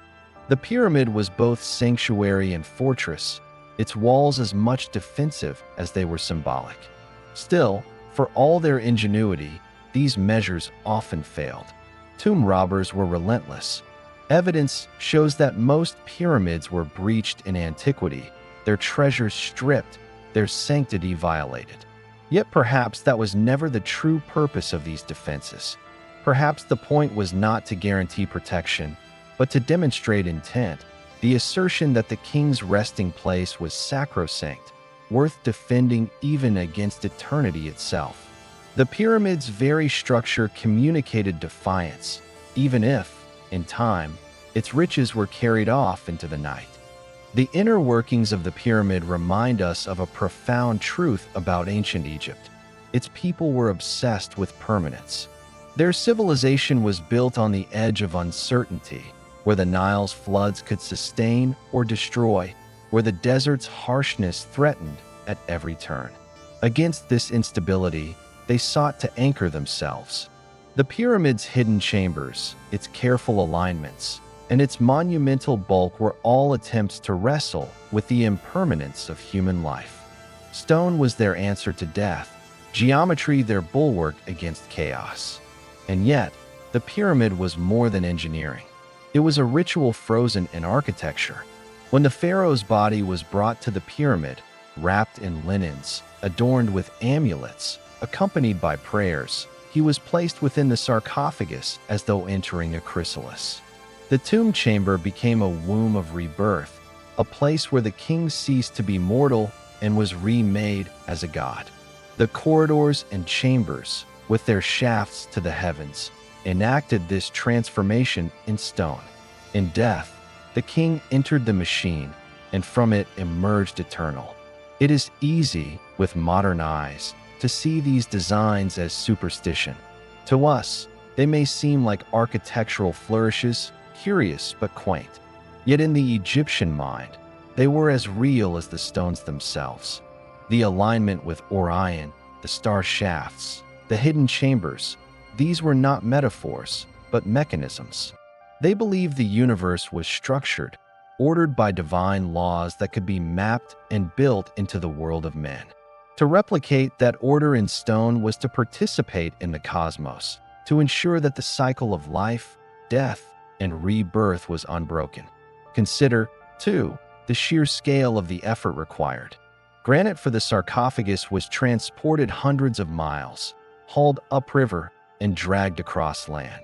Workers carved corridors with copper tools, smooth walls, and polished surfaces in chambers that few would ever see. These were not acts of practicality, for the chambers were never meant to be visited again. They were acts of devotion, invisible labors dedicated entirely to a single purpose, the assurance of the king's eternal life. In this, the pyramid becomes a paradox. It was the most public of monuments, visible to all Egypt, yet its most sacred functions were hidden, sealed away in darkness. What the people saw was the vast mountain of stone, a symbol of permanence. What they could not see was the intricate world inside, a microcosm of heaven and earth, designed to usher their ruler into eternity. The pyramid was both a public statement and a private cosmos, both spectacle and secret. Even today, the interiors of pyramids continue to puzzle us.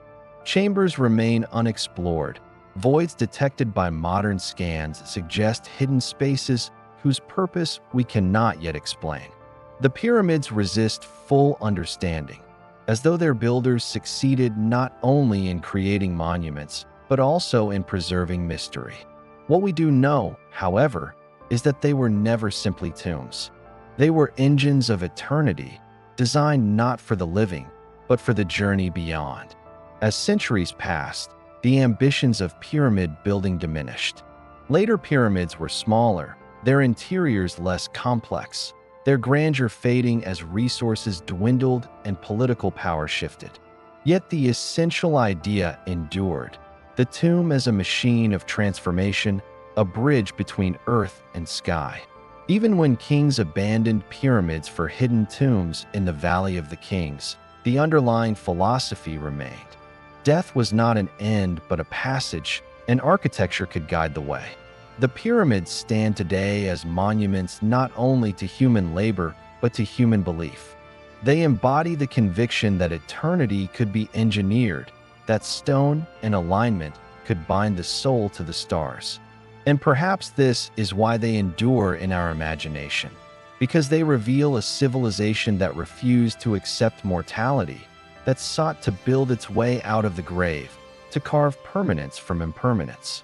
In their hidden corridors, their star shafts, their sealed chambers, the Egyptians expressed a truth that still resonates: that death, however inevitable, can be met with defiance, and that in the machinery of memory, in the monuments we leave behind, something of us may yet endure.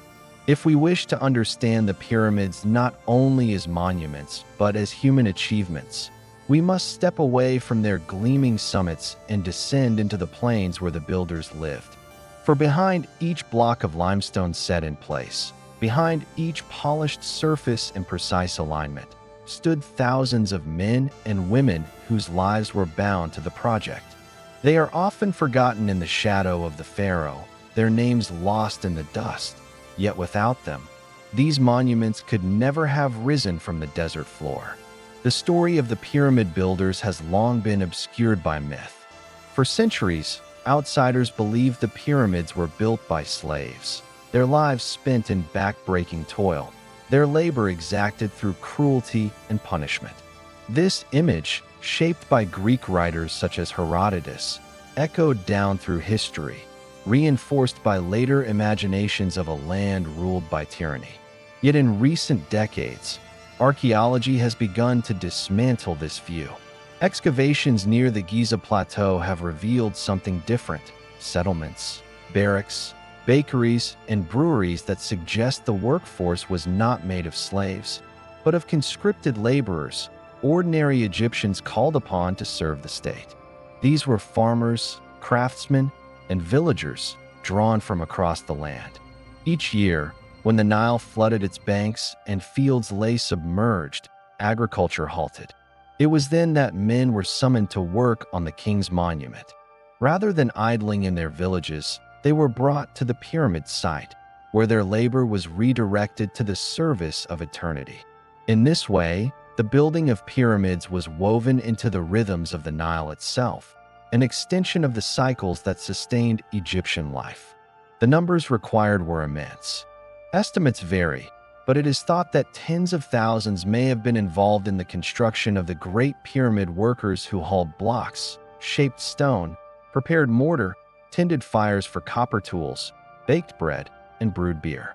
Around them existed an entire support network: scribes to record rations, overseers to organize shifts, physicians to tend injuries, and priests to sanctify the work. The pyramid was not just a building. It was a city of labor, a society in miniature, rising and falling with the demands of the stone. What emerges from archaeology is a picture of a workforce surprisingly well cared for. At Giza, Excavations have uncovered large bakeries capable of producing thousands of loaves each day, and breweries turning out vast quantities of beer, the staple drink of Egyptian workers. Animal bones reveal that workers ate meat regularly, a privilege not always common in the villages they came from. Far from being driven by whips, these men were sustained by a state apparatus that recognized the necessity of keeping them strong and able. In death, some were even buried with honor near the pyramid itself, suggesting pride in their role, their bones testifying to lives spent in service to the great monument. But life in the workers' villages was not without hardship. Injuries were common. Bones show evidence of arthritis, stress fractures, and spinal damage, the marks of bodies strained by heavy loads. The hauling of stone, the endless repetition of tasks, and the weight of the desert sun all left their toll. Yet these burdens were endured not only out of obligation, but perhaps also out of something more complex, a belief that in building the pyramid, they participated in something larger than themselves. To construct a tomb for the king was to help preserve the balance of the cosmos. It was an act of national devotion, a service not just to the pharaoh, but to the gods themselves. The organization of such a workforce required a bureaucracy as vast as the monument it produced. Teams were divided into groups, each with its own overseers and foremen. Evidence survives of work gangs given names, some humorous, some pious, graffiti scrawled on blocks that speak of camaraderie and identity. One team called themselves the Friends of Khufu, another the Drunkards of Menkaure. In these fragments, we glimpse the humanity behind the stone, the jokes and bonds of men whose sweat carved eternity. Nor was the pyramid built only by unskilled hands. Specialized craftsmen shaped the finer stones, set casing blocks, and polished surfaces until they gleamed. Quarrymen cut limestone from nearby cliffs, while others transported granite from Aswan, a journey of hundreds of miles by river and land. Engineers devised ramps, levers, and sledges. Their knowledge was passed down through generations. These were men of skill and intelligence, whose mastery of materials allowed the pyramid to rise with such precision that its base deviates by mere inches from a perfect square. The rhythm of construction was relentless, yet also ceremonial. Each stage was sanctified by ritual, overseen by priests who ensured that the work remained aligned not only with the earth, but with the heavens. When a block was set, it was not simply placed but consecrated. In this way, the act of building became an act of worship. The pyramid was not a pile of stone assembled by brute force. It was a temple under construction, a sacred labor binding the workforce to the divine. Still, beneath the devotion lay power. The pyramid was possible only because Egypt was centralized under kings who commanded immense authority. The resources to feed and house tens of thousands, to quarry and transport stone across the land, to organize labor on such a scale, all of this required a state apparatus unlike any in the world at that time. In the pyramids, we see the crystallization of Egypt's political system, a society capable of marshaling the will of its people toward a single monumental goal. For the ordinary worker, the pyramid was likely a source of both pride and burden. It was a chance to leave the village, to join a project of national importance, to eat well, to share in camaraderie. Yet it was also dangerous, exhausting, and often fatal. The bones found in workers' cemeteries tell of lives cut short, of men who bore the cost of eternity in their flesh. For every shining casing stone, there was a body behind it, a life bent to its placement. This tension, the glory of the monument, and the cost to those who built it are what give the pyramids their human weight. They are not just testaments to kings, but to a people who gave their labor, their strength, and sometimes their lives to build something that would outlast them all. In their sweat and toil, in their laughter and pain, lies the true foundation of the pyramids. Without them, the dreams of kings would have remained only dreams. What lingers, then, is the paradox. The pyramids were built to secure eternity for one man, the pharaoh, yet in doing so, they gave immortality to thousands whose names we will never know. Each block is inscribed not only with hieroglyphs, but with the unrecorded marks of hands that cut, hauled, and placed it. They endure as the collective labor of a civilization, as much the tombs of their builders as of their kings. And so, when we look upon the pyramids today, rising from the desert in their eternal stillness, we might remember that they are not simply monuments of stone. They are monuments of flesh and blood, of lives lived in service to a vision of eternity, of men and women who walked the dust of Giza and laid down the bones that still lie beneath its sands. As centuries passed, the great age of pyramid building began to wane. What had once been the most visible symbol of Egyptian kingship, the mountain of stone rising against the desert horizon, began slowly to fade from the landscape of the Nile. The colossal monuments of the 4th dynasty, the pyramids of Khufu, Khafre, and Menkaure at Giza, stand today as reminders of a peak that was never again equaled. Later pharaohs built pyramids still, but they grew smaller, less ambitious, their sides sloping inward more steeply, their masonry less solid, their casings stripped away by time and theft. The monumental dream of stone eternity, it seemed, was becoming unsustainable. This decline was not sudden, nor was it the result of a single cause. Instead, it emerged from a complex interplay of politics, economics, religion, and human experience. The pyramids had always been paradoxical monuments to eternity built by mortal hands, symbols of divine kingship sustained by human labor. And in that paradox lay their vulnerability. The most immediate challenge was practical. The construction of a great pyramid required an enormous mobilization of resources, tens of thousands of workers, vast quantities of stone, food, tools, and transport. The centralization of Egypt's state during the Old Kingdom made this possible, but such concentration of wealth and authority carried its own dangers. Each pyramid drew upon the agricultural surplus of the land, upon the labor of its people, upon the bureaucracy that distributed rations and coordinated transport. The greater the monument, the greater the strain. Over time, this strain began to erode the very foundations of the state. By the 5th dynasty, pharaohs continued to build pyramids, but their priorities shifted. The pyramids of Sahur, Neferurker, and others were smaller, less imposing.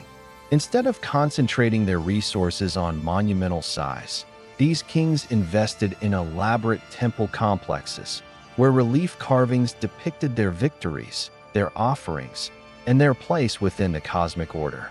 The pyramid itself remained, but it was no longer the overwhelming center of royal ambition.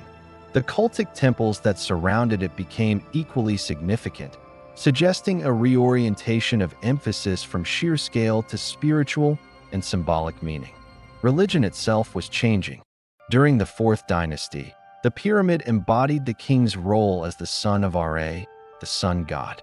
Its shape echoed the rays of the sun, its polished sides catching the dawn light. But as Egyptian theology evolved, the focus on the sun god expanded into a more intricate pantheon of beliefs about the afterlife. Texts carved into the walls of 5th and 6th dynasty pyramids, the so-called pyramid texts, offered spells, hymns, and rituals to guide the king through the perilous journey of death. For the first time, the pyramid's function as a symbolic stairway to the heavens was reinforced by written words, inscribed deep within the stone. Yet these very inscriptions reveal a subtle shift. They suggest a growing anxiety about death, a need for spells and guidance that had not been present before. The confidence of Khufu's age, when the sheer mass of stone seemed enough to guarantee immortality, gave way to something more fragile, a reliance on ritual words, on magical protections, on divine intercession. The pyramid was no longer sufficient by itself. Its walls had to be spoken to, inscribed, and infused with spells to ensure the king's rebirth. At the same time, political realities were intruding. By the end of the Old Kingdom, the power of local governors, the nomarchs, was rising. These officials, who administered Egypt's provinces, grew increasingly independent, accumulating wealth and influence that rivaled the pharaoh's own. The centralized apparatus that had once mobilized the entire nation for pyramid building began to fracture. Instead of flowing upward to a single monument, resources were distributed outward, invested in local temples, tombs, and estates. The pyramid, as a national project, was losing its foundation. Economic strains compounded this decline. Egypt's population grew, and with it, the demands on its agriculture. Feeding tens of thousands of workers for decades at a time was no small feat. Moreover, the Nile's floods, upon which Egypt depended, were not always predictable. In years of poor inundation, famine spread. The burden of pyramid construction, once seen as a sacred duty, could become a source of resentment, a drain upon the very lifeblood of the people. Archaeological evidence from later Old Kingdom cemeteries reveals signs of malnutrition and stress, suggesting that not all Egyptians shared equally in the prosperity of the Pyramid Age. The Sixth Dynasty, under rulers such as Pepi II, saw the last great efforts at pyramid construction. Pepi II himself reigned for an astonishing length of time, perhaps more than 90 years. Yet the pyramid he left behind, though still impressive, lacked the solidity of its predecessors. Its core was of rubble and small stones, its casing stripped in antiquity. Time has reduced it to little more than a mound. The grandeur of Khufu had passed, the ambition remained, but the resources and cohesion to realize it had dwindled. As the Old Kingdom collapsed into the period known as the First Intermediate Period, Egypt fragmented. Central authority dissolved, famine spread, and rival dynasties arose. In this world of uncertainty, the pyramid was no longer the focal point of power. Local rulers built their own modest tombs, their own monuments, but the age of the great national pyramid project was over. The resources of Egypt were no longer concentrated on a single vision of eternity, but dispersed across a land struggling to sustain itself. What replaced the pyramid was not nothing, but something different. In the Middle Kingdom, pharaohs such as Mentuhotep II and Senusret III revived pyramid construction, but on a smaller, less enduring scale. Their pyramids, often built with mud brick cores, have crumbled far more quickly than the stone giants of Giza. Their focus shifted toward rock-cut tombs and elaborate mortuary temples, where the rituals of the afterlife could be performed without the same colossal expenditure of stone and labor. The pyramid lingered as a symbol, but it was no longer the essence of kingship. By the New Kingdom, the pharaohs abandoned pyramids altogether. Instead, they carved their tombs into the cliffs of the Valley of the Kings, hidden from view, secret chambers concealed deep within the earth. These tombs were lavishly painted with scenes of the afterlife, filled with treasures and inscriptions, but they lacked the public grandeur of the pyramid.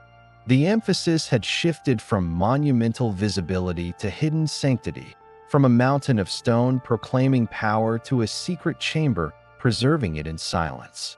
Why did this transformation occur? Part of the answer lies in practicality. Pyramids, for all their grandeur, were also invitations to tomb robbers. Their towering presence announced to the world where the wealth of kings was buried. Despite elaborate traps and sealed chambers, nearly every pyramid was plundered within a generation of its construction.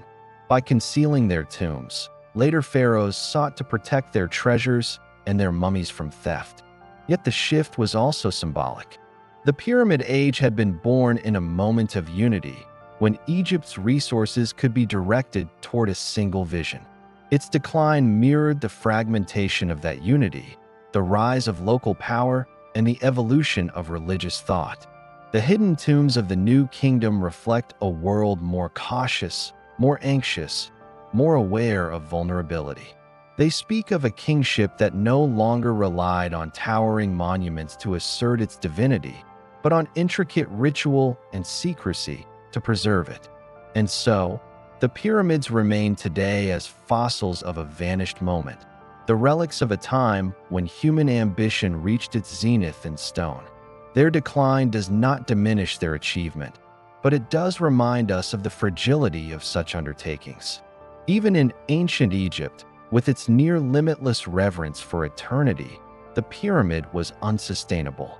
Its grandeur could not be maintained forever. The decline of pyramid building is, in the end, a story of transformation.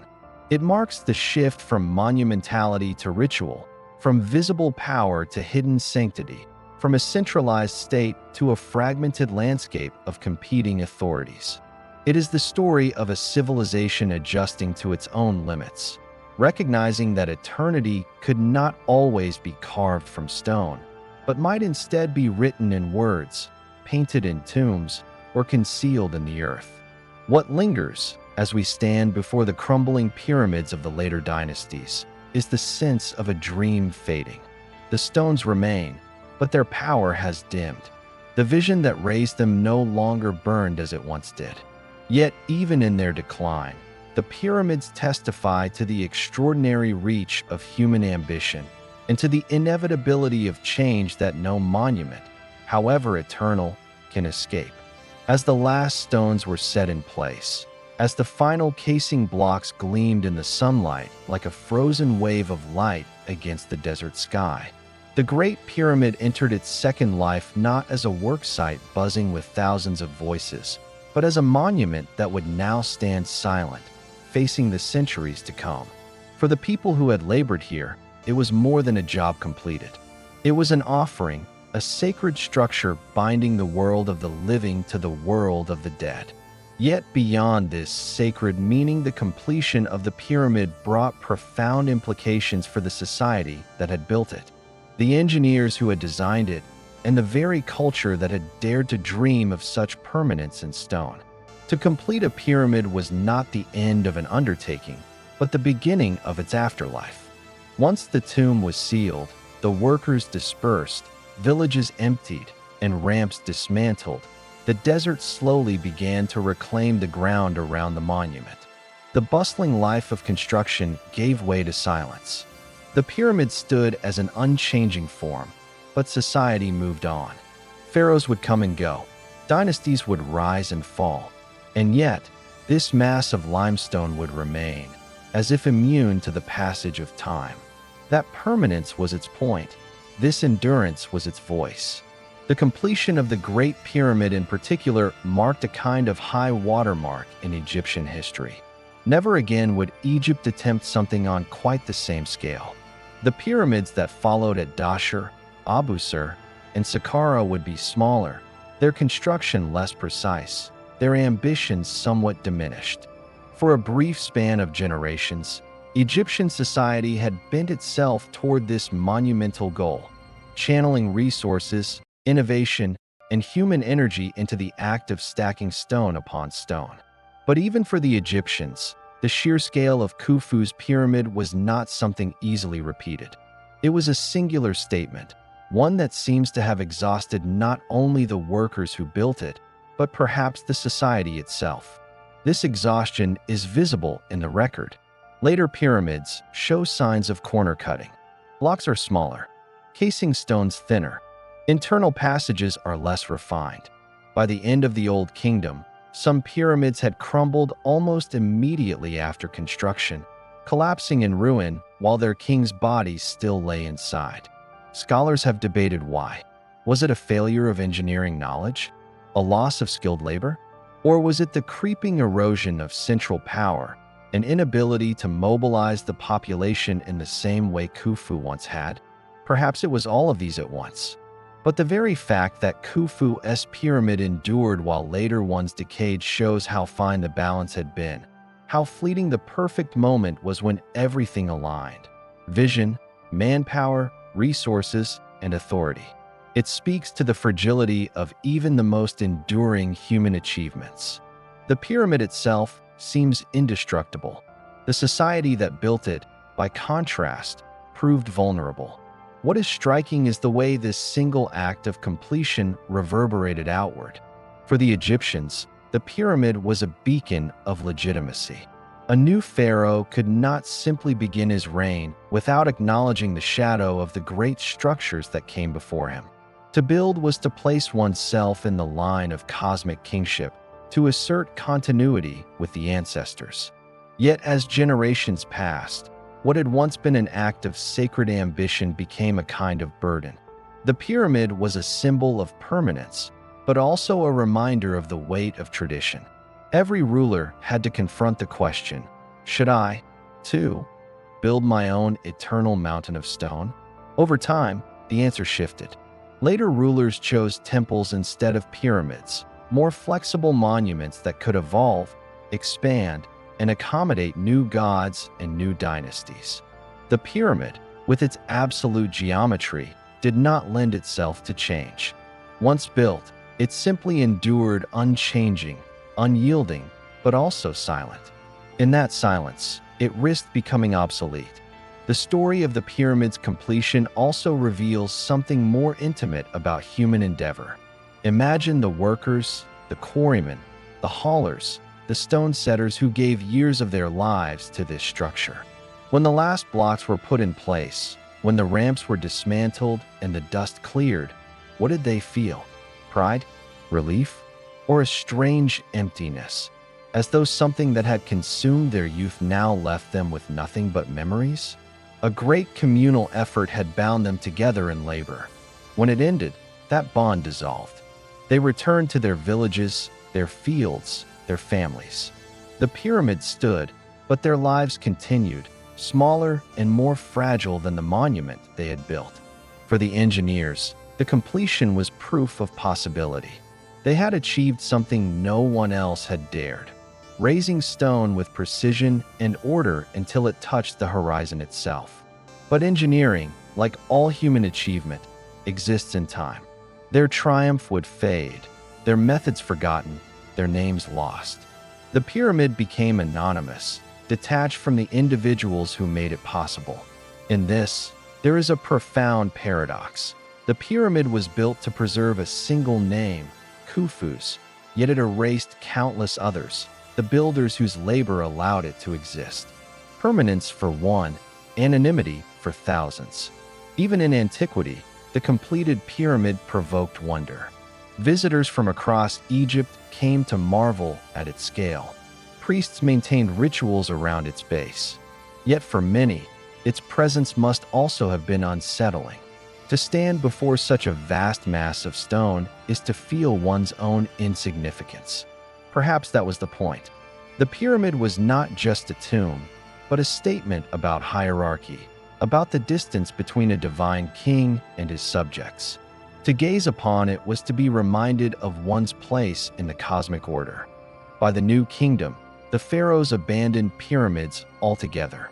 Instead, they carved their tombs into the cliffs of the Valley of the Kings, hidden from view, secret chambers concealed deep within the earth. These tombs were lavishly painted with scenes of the afterlife, filled with treasures and inscriptions, but they lacked the public grandeur of the pyramid. The emphasis had shifted from monumental visibility to hidden sanctity, from a mountain of stone proclaiming power to a secret chamber preserving it in silence. Why did this transformation occur? Part of the answer lies in practicality. Pyramids, for all their grandeur, were also invitations to tomb robbers. Their towering presence announced to the world where the wealth of kings was buried. Despite elaborate traps and sealed chambers, nearly every pyramid was plundered within a generation of its construction. By concealing their tombs, later pharaohs sought to protect their treasures and their mummies from theft. Yet the shift was also symbolic. The Pyramid Age had been born in a moment of unity, when Egypt's resources could be directed toward a single vision. Its decline mirrored the fragmentation of that unity, the rise of local power, and the evolution of religious thought. The hidden tombs of the new kingdom reflect a world more cautious, more anxious, more aware of vulnerability. They speak of a kingship that no longer relied on towering monuments to assert its divinity, but on intricate ritual and secrecy to preserve it. And so, the pyramids remain today as fossils of a vanished moment, the relics of a time when human ambition reached its zenith in stone. Their decline does not diminish their achievement, but it does remind us of the fragility of such undertakings. Even in ancient Egypt, with its near-limitless reverence for eternity, the pyramid was unsustainable. Its grandeur could not be maintained forever. The decline of pyramid building is, in the end, a story of transformation. It marks the shift from monumentality to ritual, from visible power to hidden sanctity, from a centralized state to a fragmented landscape of competing authorities. It is the story of a civilization adjusting to its own limits, recognizing that eternity could not always be carved from stone, but might instead be written in words, painted in tombs, or concealed in the earth. What lingers, as we stand before the crumbling pyramids of the later dynasties, is the sense of a dream fading. The stones remain, but their power has dimmed. The vision that raised them no longer burned as it once did. Yet, even in their decline, the pyramids testify to the extraordinary reach of human ambition and to the inevitability of change that no monument, however eternal, can escape. As the last stones were set in place, as the final casing blocks gleamed in the sunlight like a frozen wave of light against the desert sky, the Great Pyramid entered its second life not as a work site buzzing with thousands of voices, but as a monument that would now stand silent, facing the centuries to come. For the people who had labored here, it was more than a job completed. It was an offering, a sacred structure binding the world of the living to the world of the dead. Yet beyond this sacred meaning, the completion of the pyramid brought profound implications for the society that had built it, the engineers who had designed it, and the very culture that had dared to dream of such permanence in stone. To complete a pyramid was not the end of an undertaking, but the beginning of its afterlife. Once the tomb was sealed, the workers dispersed, villages emptied, and ramps dismantled, the desert slowly began to reclaim the ground around the monument. The bustling life of construction gave way to silence. The pyramid stood as an unchanging form, but society moved on. Pharaohs would come and go. Dynasties would rise and fall. And yet, this mass of limestone would remain, as if immune to the passage of time. That permanence was its point. This endurance was its voice. The completion of the Great Pyramid in particular marked a kind of high watermark in Egyptian history. Never again would Egypt attempt something on quite the same scale. The pyramids that followed at Dashur, Abu Sir, and Saqqara would be smaller, their construction less precise, their ambitions somewhat diminished. For a brief span of generations, Egyptian society had bent itself toward this monumental goal, channeling resources, innovation, and human energy into the act of stacking stone upon stone. But even for the Egyptians, the sheer scale of Khufu's pyramid was not something easily repeated. It was a singular statement, one that seems to have exhausted not only the workers who built it, but perhaps the society itself. This exhaustion is visible in the record. Later pyramids show signs of corner cutting. Blocks are smaller, casing stones thinner. Internal passages are less refined. By the end of the Old Kingdom, some pyramids had crumbled almost immediately after construction, collapsing in ruin while their kings' bodies still lay inside. Scholars have debated why. Was it a failure of engineering knowledge? A loss of skilled labor? Or was it the creeping erosion of central power, an inability to mobilize the population in the same way Khufu once had? Perhaps it was all of these at once. But the very fact that Khufu's pyramid endured while later ones decayed shows how fine the balance had been, how fleeting the perfect moment was when everything aligned: vision, manpower, resources, and authority. It speaks to the fragility of even the most enduring human achievements. The pyramid itself seems indestructible. The society that built it, by contrast, proved vulnerable. What is striking is the way this single act of completion reverberated outward. For the Egyptians, the pyramid was a beacon of legitimacy. A new pharaoh could not simply begin his reign without acknowledging the shadow of the great structures that came before him. To build was to place oneself in the line of cosmic kingship, to assert continuity with the ancestors. Yet as generations passed, what had once been an act of sacred ambition became a kind of burden. The pyramid was a symbol of permanence, but also a reminder of the weight of tradition. Every ruler had to confront the question, should I, too, build my own eternal mountain of stone? Over time, the answer shifted. Later rulers chose temples instead of pyramids, more flexible monuments that could evolve, expand, and accommodate new gods and new dynasties. The pyramid, with its absolute geometry, did not lend itself to change. Once built, it simply endured unchanging, unyielding, but also silent. In that silence, it risked becoming obsolete. The story of the pyramid's completion also reveals something more intimate about human endeavor. Imagine the workers, the quarrymen, the haulers, the stone setters who gave years of their lives to this structure. When the last blocks were put in place, when the ramps were dismantled and the dust cleared, what did they feel? Pride? Relief? Or a strange emptiness, as though something that had consumed their youth now left them with nothing but memories? A great communal effort had bound them together in labor. When it ended, that bond dissolved. They returned to their villages, their fields, their families. The pyramid stood, but their lives continued, smaller and more fragile than the monument they had built. For the engineers, the completion was proof of possibility. They had achieved something no one else had dared, raising stone with precision and order until it touched the horizon itself. But engineering, like all human achievement, exists in time. Their triumph would fade, their methods forgotten, their names lost. The pyramid became anonymous, detached from the individuals who made it possible. In this, there is a profound paradox.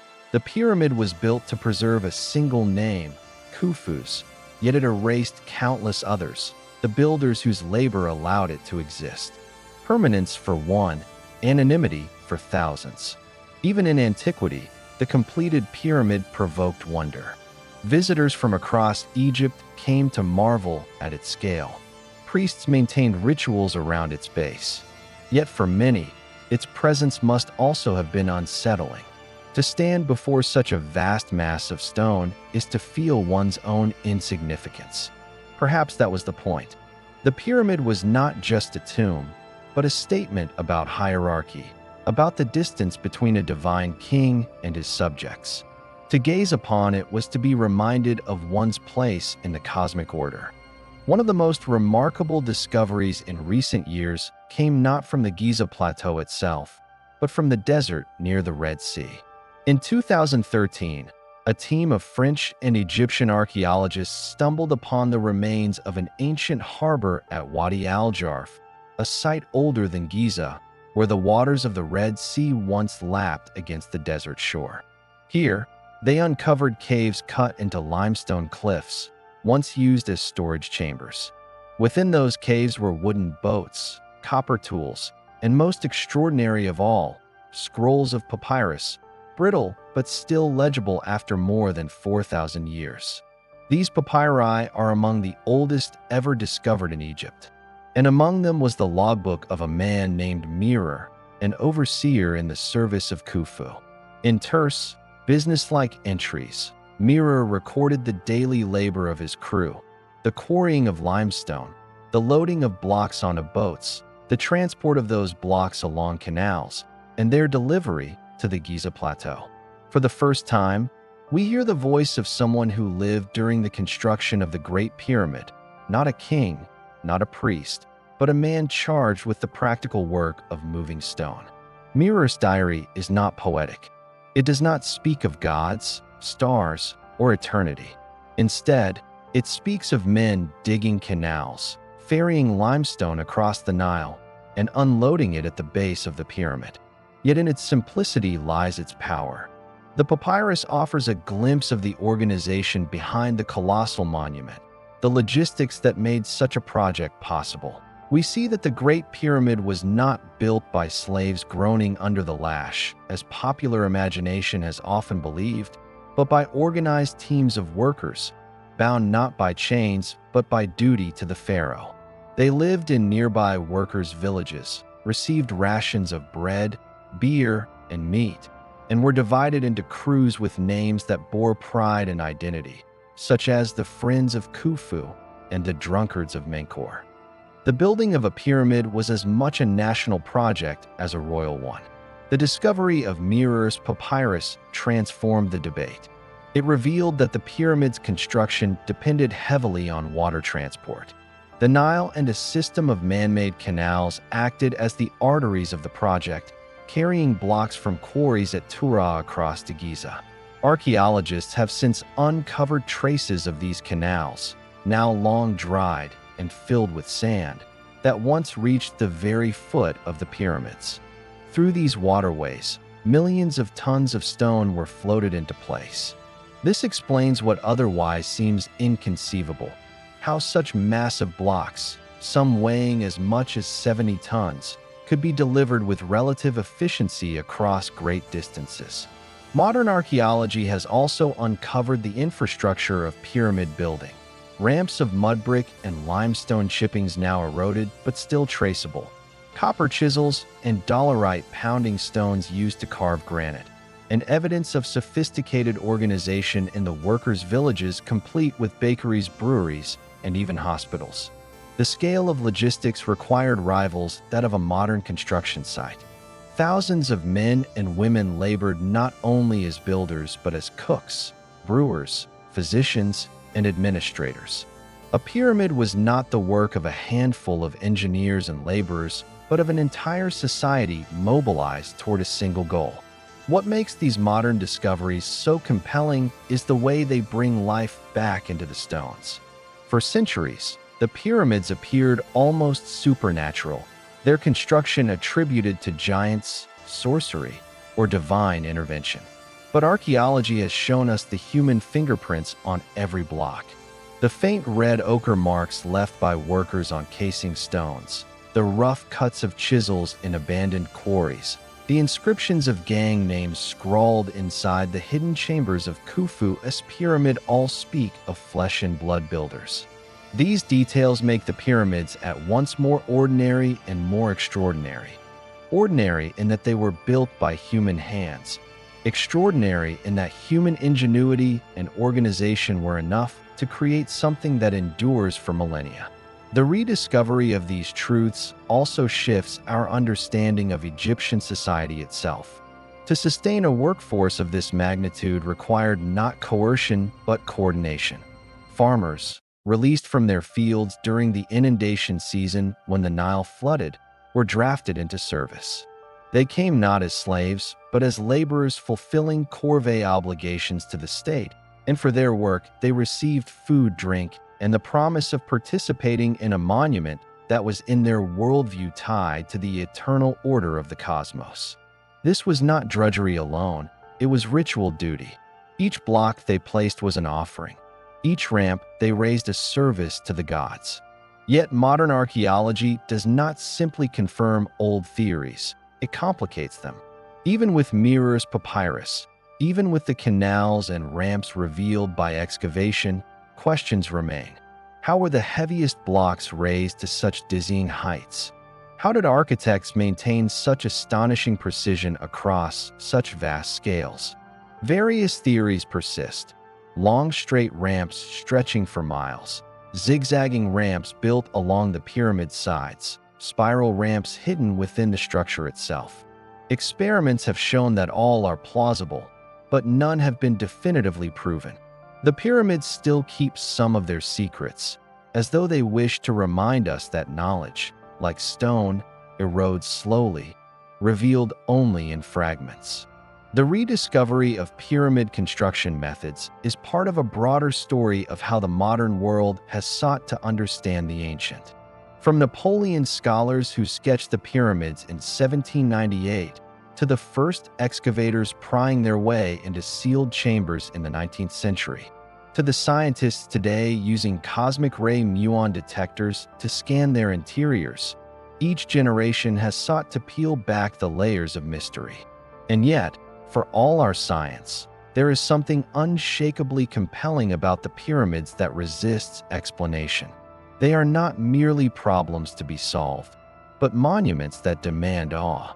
In this way, the rediscoveries of modern archaeology have not diminished the pyramid's grandeur. On the contrary, they have deepened it. To know that men like Mirror ferried limestone across a canal, that anonymous masons left marks still visible on hidden stones, that ramps of mud and would bore the weight of eternity, this does not make the pyramids less miraculous. It makes them more so. It shows that the miracle was not the work of gods or giants, but of human beings, organized, determined, and driven by belief. By the 19th century, the pyramids were no longer silent tombs in the desert. They had become stages upon which a new kind of drama unfolded, a drama of empire, science, and imagination. Napoleon's invasion of Egypt in 1798 marked a turning point. Alongside his army, he brought a corps of scholars, engineers, and draftsmen who set about documenting everything they saw. Their monumental work, the Description de l'Egypte, published over the following decades, filled the libraries of Europe with engravings of hieroglyphs, colossal statues, and the stark outlines of the pyramids against the horizon. For many Europeans, it was the first time the monuments of Egypt could be studied not as fantastical rumors, but as a concrete reality. And yet, far from settling the imagination, this flood of knowledge only fed it. To 19th century minds, the pyramids were not simply ancient structures. They were puzzles whose solutions seemed to promise access to lost wisdom. Some saw in their dimensions mathematical secrets, ratios that hinted at divine knowledge of the cosmos, codes that anticipated modern measurements of the Earth, or alignments that foretold the end of the world.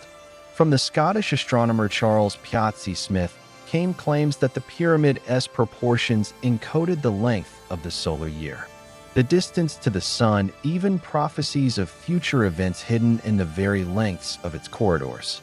These theories, though unfounded, gained a wide following, especially in Britain and America, where fascination with pyramidology blended with Protestant millenarian hopes and pseudoscientific enthusiasms.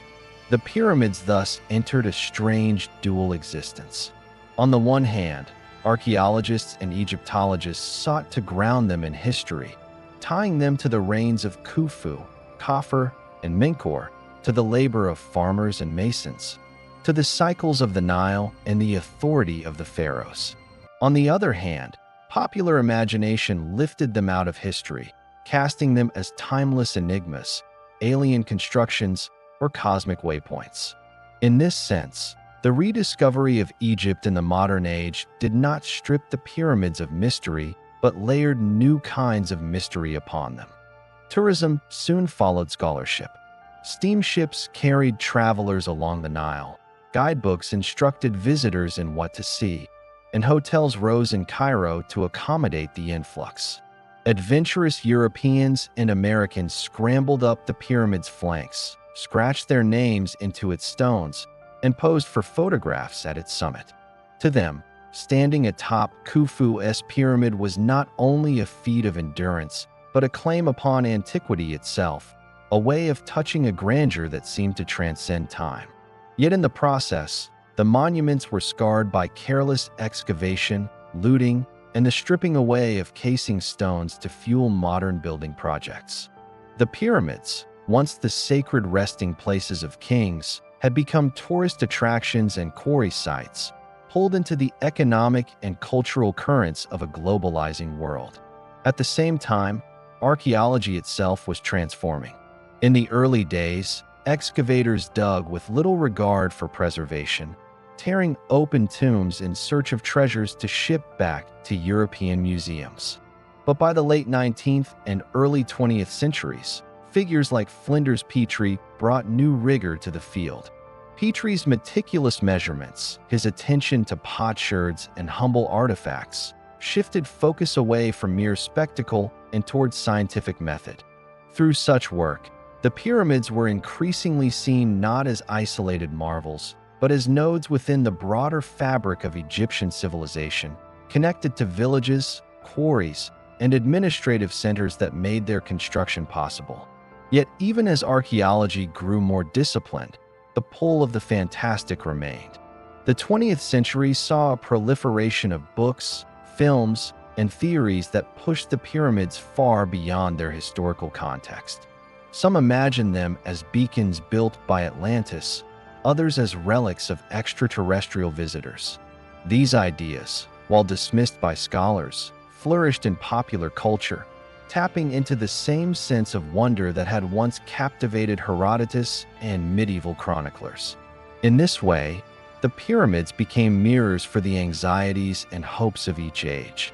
To the Victorians, they were mathematical mysteries. To mid-20th century readers, they were evidence of lost civilizations or alien contact. To today's audiences, they are often seen through the lens of conspiracy, secret knowledge, and alternative histories. This tension between scholarship and speculation is what makes the pyramids unique among the world's monuments. No other structure has been at once so rigorously studied and so wildly mythologized. The discovery of Merer's papyrus, the excavations of workers' villages, and the chemical analysis of mortar and stone give us clarity about how the pyramids were built. And yet, their sheer scale, their austere perfection, their resistance to full explanation continue to invite speculation. The pyramids have become more than monuments. They are canvases onto which every generation projects its deepest fascinations. They also became central to Egypt's own national identity. In the 19th century, as European powers dominated Egypt politically and economically, the pyramids stood as reminders of a past when Egypt was not subject but sovereign, a land whose monuments outlasted conquerors. Nationalists in the 20th century, particularly under leaders like Gamal Abdel Nasser, invoked the pyramids as symbols of continuity, endurance, and Egyptian greatness. In this way, structures built to glorify pharaohs 4,500 years ago became emblems of modern independence and pride. The global obsession with the pyramids has also carried economic weight. Today, they draw millions of visitors each year, forming the backbone of Egypt's tourism industry. Yet this visibility comes at a cost. The monuments endure not only the erosion of wind and sand, but the wear of countless footsteps, the pressure of urban sprawl, and the pollution of a modern city pressing ever closer to their base. Preservation has become a battle as much against modernity as against time. And still, the pyramids endure as symbols that refuse to be confined. They are at once tombs, scientific puzzles, national icons, tourist attractions, and canvases for human imagination. Their meaning shifts with each telling, each discovery, each generation that gazes up at them and seeks to explain their presence. What began as a monument to a single king's eternity has become an eternal monument of a different kind, an enduring riddle that speaks not only of ancient Egypt, but of the human need to see in stone the reflection of our own myths, our own hopes, our own desire to touch the infinite. The story of the pyramids, as it moves into the 20th and 21st centuries, becomes one of convergence. For thousands of years, they had been appropriated by pharaohs seeking immortality, by Greek travelers seeking marvels, by medieval chroniclers seeking omens, by colonial scholars seeking knowledge, and by visionaries and charlatans alike seeking secrets of the universe. Yet as the modern world advanced, these immense structures were drawn into a global dialogue not only about antiquity, but about identity, power, and the fragile endurance of human achievement. The pyramids, which had once risen from an empty plateau far from human settlement, now stood on the edge of a sprawling metropolis, Cairo's dust and concrete pressing right up against their base. The ancient horizon had become a battleground between preservation and encroachment, between reverence and commodification. The 20th century began with Egypt under British control, its treasures steadily flowing into European museums. Yet even as foreign powers sought to claim ownership of the past, a new generation of Egyptian scholars began to reclaim their heritage. Figures like Salim Hassan led major excavations, publishing works that rivaled those of Western archaeologists in scale and seriousness. Egyptian Egyptology, once relegated to the margins, was asserting itself, insisting that the pyramids were not merely curiosities for European study, but the birthright of the Egyptian people. This shift was more than academic. It was political, part of the larger struggle for independence and recognition. The pyramids, fixed in stone, were remade as living emblems of a nation asserting itself on the global stage. But even as Egyptologists argued over the fine details of construction techniques and historical context, the pyramids were being reimagined in popular culture. Films portrayed them as backdrops for adventure, mystery, and horror, often steeped in Orientalist fantasy. Novels and pulp magazines filled them with hidden chambers and ancient curses. Later, Hollywood's fascination with ancient Egypt would cement the pyramids as archetypal symbols of lost knowledge and buried power, their image broadcast to millions across the globe. At the same time, alternative theories flourished in bookstores and television specials, drawing audiences less interested in sober archaeology than in tantalizing speculation. The pyramids became both the subject of rigorous science and the fodder of popular myth, inhabiting a paradoxical duality that no discovery could ever fully resolve. By mid-century, Egypt itself was undergoing a profound transformation. The revolution of 1952 swept away the monarchy and ushered in a republic under Gamal Abdel Nasser. In this new national narrative, the pyramids became symbols not of divine kingship, but of a people's collective strength. No longer monuments to ancient despotism, they were reframed as evidence of Egyptian ingenuity, resilience, and cultural primacy. Nasser and his successors invoked them as reminders that Egypt had once led the world in civilization and could do so again. The pyramids became icons deployed in political speeches, propaganda posters, and cultural showcases, a counterweight to colonial narratives that had long positioned Egypt as a passive repository of ruins rather than as an active force in history. This nationalist reinterpretation coincided with Egypt's growing reliance on tourism. By the late 20th century, the pyramids were no longer remote or inaccessible. They had become among the most visited sites on the planet. Millions came each year, eager to stand before them, to climb them before restrictions were imposed, to touch their stones and feel the weight of deep time. Tour buses crowded the plateau, vendors lined the roads, and photographers offered camel rides with the pyramids in the background. The monuments, once built to ensure the eternal rest of a king, were now subject to the restless movement of global capitalism. They generated revenue, yes, but also a host of preservation challenges. Pollution from Cairo's growth, vibrations from traffic, and careless visitors all placed new pressures upon stone that had withstood millennia of wind and sand.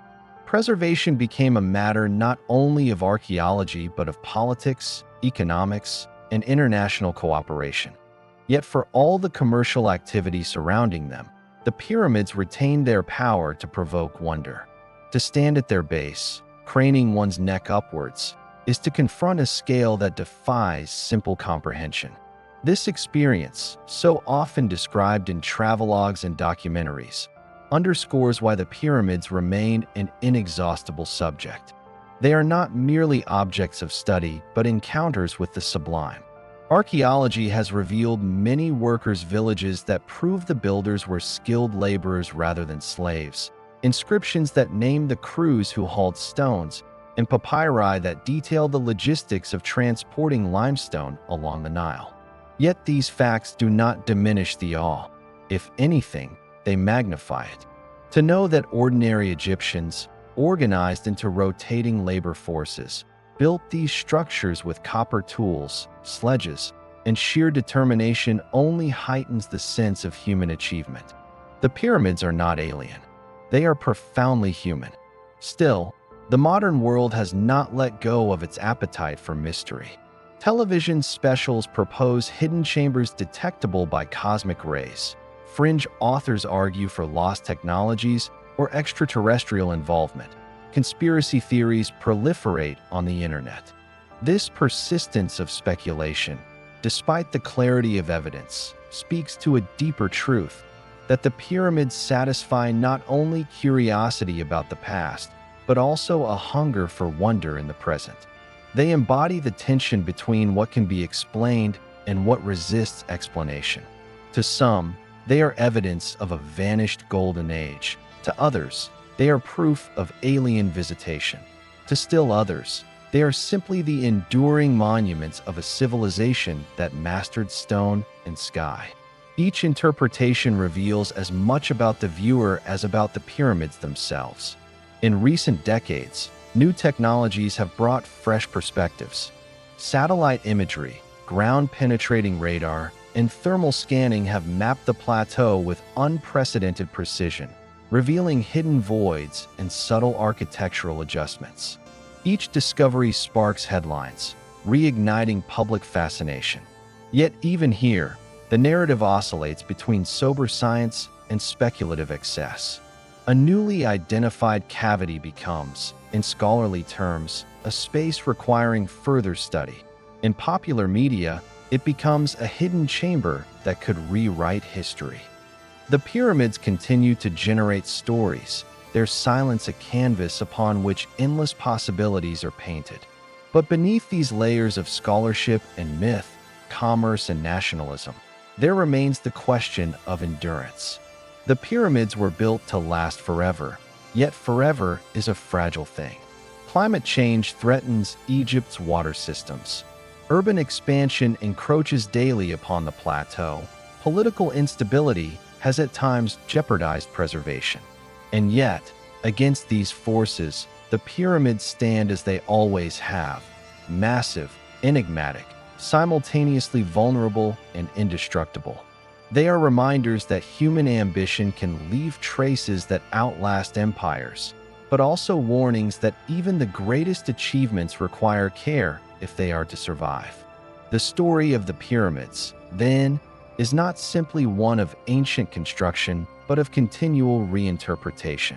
They have meant many things to many people: tombs for kings, stairways to the stars, symbols of national pride, magnets for tourists, puzzles for dreamers. They exist both within history and outside it, at once explained and inexplicable. And perhaps this is their greatest power. For no matter how much we uncover, no matter how many stones we measure or inscriptions we translate, the pyramids retain a quality that slips beyond grasp. They remind us that human beings have always sought to inscribe meaning into the world, to create monuments that defy time, to stand before the vastness of existence and declare, "We were here, and we dreamed of eternity." Across the ages, the pyramids have stood as more than monuments of stone. They have been mirrors in which humanity has seen itself reflected.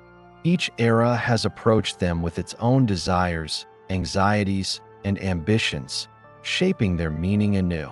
For the ancient Egyptians, they were stairways to the heavens, machines of resurrection designed to guarantee a pharaoh's eternal life.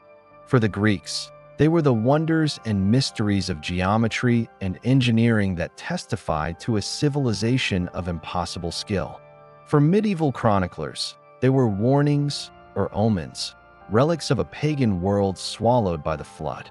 For colonial scholars, they were treasures to be measured, dissected, and carried away to fill the halls of European museums. And in the modern age, They have become both Egypt's proudest inheritance and the stage upon which the world projects its myths of lost wisdom, alien architects, and cosmic secrets.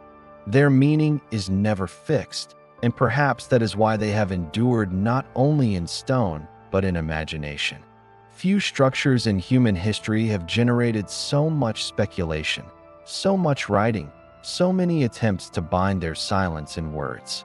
Even the Roman historian Pliny the Elder, writing in the 1st century, confessed his inability to comprehend them, describing the pyramids as idle and frivolous pieces of ostentation, yet admitting their overwhelming presence. In that tension between explanation and wonder, between dismissal and awe, lies the paradox of the pyramids. They are knowable, measurable, and explicable, yet they remain ungraspable. They defy reduction, standing outside the categories by which we normally understand the world. It is worth remembering that the pyramids are not solitary structures, but part of a much larger tapestry. They are surrounded by mortuary temples, causeways, mastabas, and workers' settlements. They were not isolated marvels, but the heart of a living, breathing society. Every block hauled into place was part of a vast web of labor, logistics, and belief. The pyramid was the visible pinnacle of a system that included farmers who supplied grain, artisans who carved stone, administrators who calculated rations, priests who performed rituals, and overseers who marshaled teams of workers. When we look at the pyramids, we are not only seeing the vision of a king, but the collective effort of tens of thousands of ordinary Egyptians. Their lives, their sweat, and their ingenuity are entombed within the stones just as surely as any pharaoh. Yet the pyramids are also a reminder of the limits of human ambition. For all their grandeur, they could not prevent Egypt's decline. Dynasties rose and fell. Invasions came and went. Yet the pyramids remained mute witnesses to the fragility of the political order that had created them. Their survival across 5,000 years is not proof of an unbroken civilization, but of the durability of stone and the persistence of meaning. They endured because they were too massive to erase, too potent to ignore. Their very bulk forced each new age to reckon with them, to explain them, to fold them into its worldview. In this sense, the pyramids are as much products of later imagination as of Old Kingdom engineering. In the modern world, they reveal something of our own age. We live in a time of rapid technological change, where cities rise and fall in decades, and monuments are often ephemeral. The pyramids confront us with another rhythm of time, geological rather than human, eternal rather than fleeting. To stand before them is to sense a scale beyond comprehension, to be reminded of how small our lives appear against the sweep of history. Yet at the same time, they provoke a different question. What monuments, if any, will our age leave behind? Will our skyscrapers, our digital archives, our sprawling metropolises endure the way these stone mountains have? Or will the traces of our civilization vanish, leaving behind ruins scarcely comprehensible to those who come after? The pyramids challenge us to think not only about the past, but about our own impermanence. They also serve as a meeting point between cultures. Pilgrims, merchants, conquerors, scholars, and tourists have all come to stand before them. They belong to Egypt, yet they also belong to the world. Each visitor brings their own interpretations, their own myths, their own longing to connect with something larger than themselves. This universality makes the pyramids unique. They are national symbols and global icons, archaeological sites and tourist attractions, sacred tombs, and secular wonders. They are claimed by all and owned by none. In them, humanity finds a shared point of fascination, a common ground where questions of identity, belief, and meaning converge.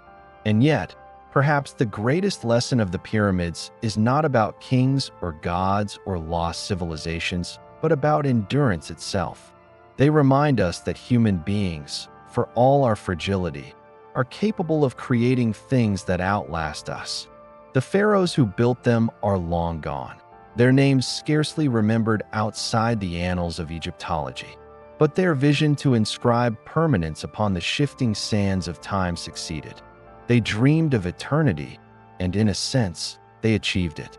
Their bodies may have crumbled, their dynasties collapsed, their empires faded, but the pyramids remain. In this way, they are more than monuments. They are testaments to the possibility of permanence in a transient world. Even now, in the age of satellites and skyscrapers, the pyramids retain their power.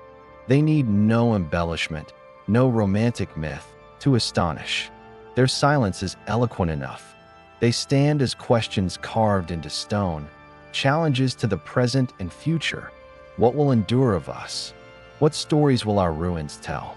What meaning will they hold when our voices have faded into dust? The pyramids, in their immensity, answer not with certainty but with presence. They show that meaning is not only found in what is said, but in what resists speech, in the sheer persistence of form across the collapse of worlds. The pyramids compel us to consider not only the history of Egypt, but the broader currents of human civilization. They are not isolated marvels, but part of a shared human story, the story of how societies wrestle with time, death, and meaning.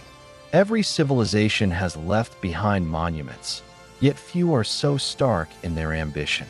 They rise from the desert not as shelters or fortresses, not as centers of commerce or politics, but as colossal statements about permanence.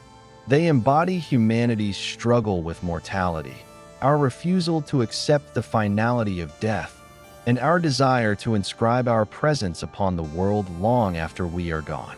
In their silent immensity, the pyramids seem to ask a question that echoes across cultures and eras. Can human beings ever truly triumph over time? When seen in this light, the pyramids are less about Egypt and more about humanity itself. They invite comparison with the ziggurats of Mesopotamia, with the great burial mounds of China, with the temples of Mesoamerica. Each culture, in its own way, has sought to build in stone what life could not preserve. These structures remind us that civilizations, though separated by geography and language, often arrive at strikingly similar solutions to the same existential problem. They all attempted to transform death into continuity, to use architecture as a bridge between the mortal and the eternal. The pyramids are simply the most extreme, the most audacious expression of this universal drive. Yet their endurance also forces us to reflect on the relationship between power and memory. The pyramids were not built by ordinary people for themselves. They were the projects of kings, designed to enshrine their own names in eternity. They represent the centralization of wealth, labor, and belief into forms that serve the ambitions of a few individuals at the expense of the many. In this sense, they are reminders of the inequality that has marked human civilization from its beginnings. Tens of thousands labored so that one man might ascend to the heavens. And yet, for all the suffering and discipline that went into them, the pyramids have outlived both the kings who demanded them and the workers who built them. The distinction between ruler and subject has long since dissolved into anonymity, leaving only the stones behind. The pyramids have become monuments not just to pharaohs, but to humanity itself. There is also irony in the fate of these monuments. They were designed to guarantee the eternal preservation of a king's body, yet in most cases, their tombs were violated, their treasures stolen, their mummies scattered. The pyramids failed in their immediate function, but succeeded in something far greater. They ensured remembrance. Khufu, Khafre, and Menkaure might have been forgotten entirely if not for the mountains of stone that bore their names. They could not protect their remains from thieves, but they secured their presence in the human imagination.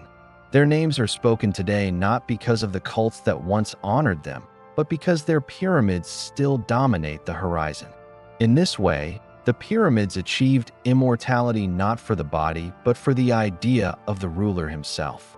Their persistence has also shaped how later civilizations understand the very idea of history. The pyramids are some of the oldest structures that still stand in recognizable form. They push back the horizon of memory, extending the reach of human consciousness into epochs that would otherwise be lost.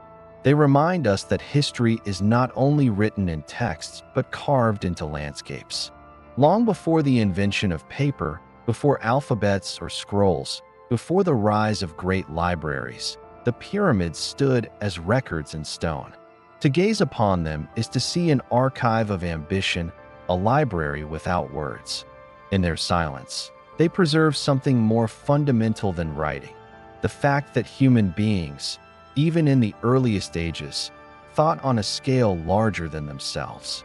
Modernity has given the pyramids a new layer of meaning.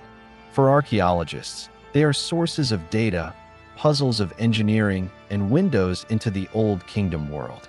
For Egypt as a nation, they are symbols of identity, rallying points for pride, and anchors for a tourism economy that draws millions.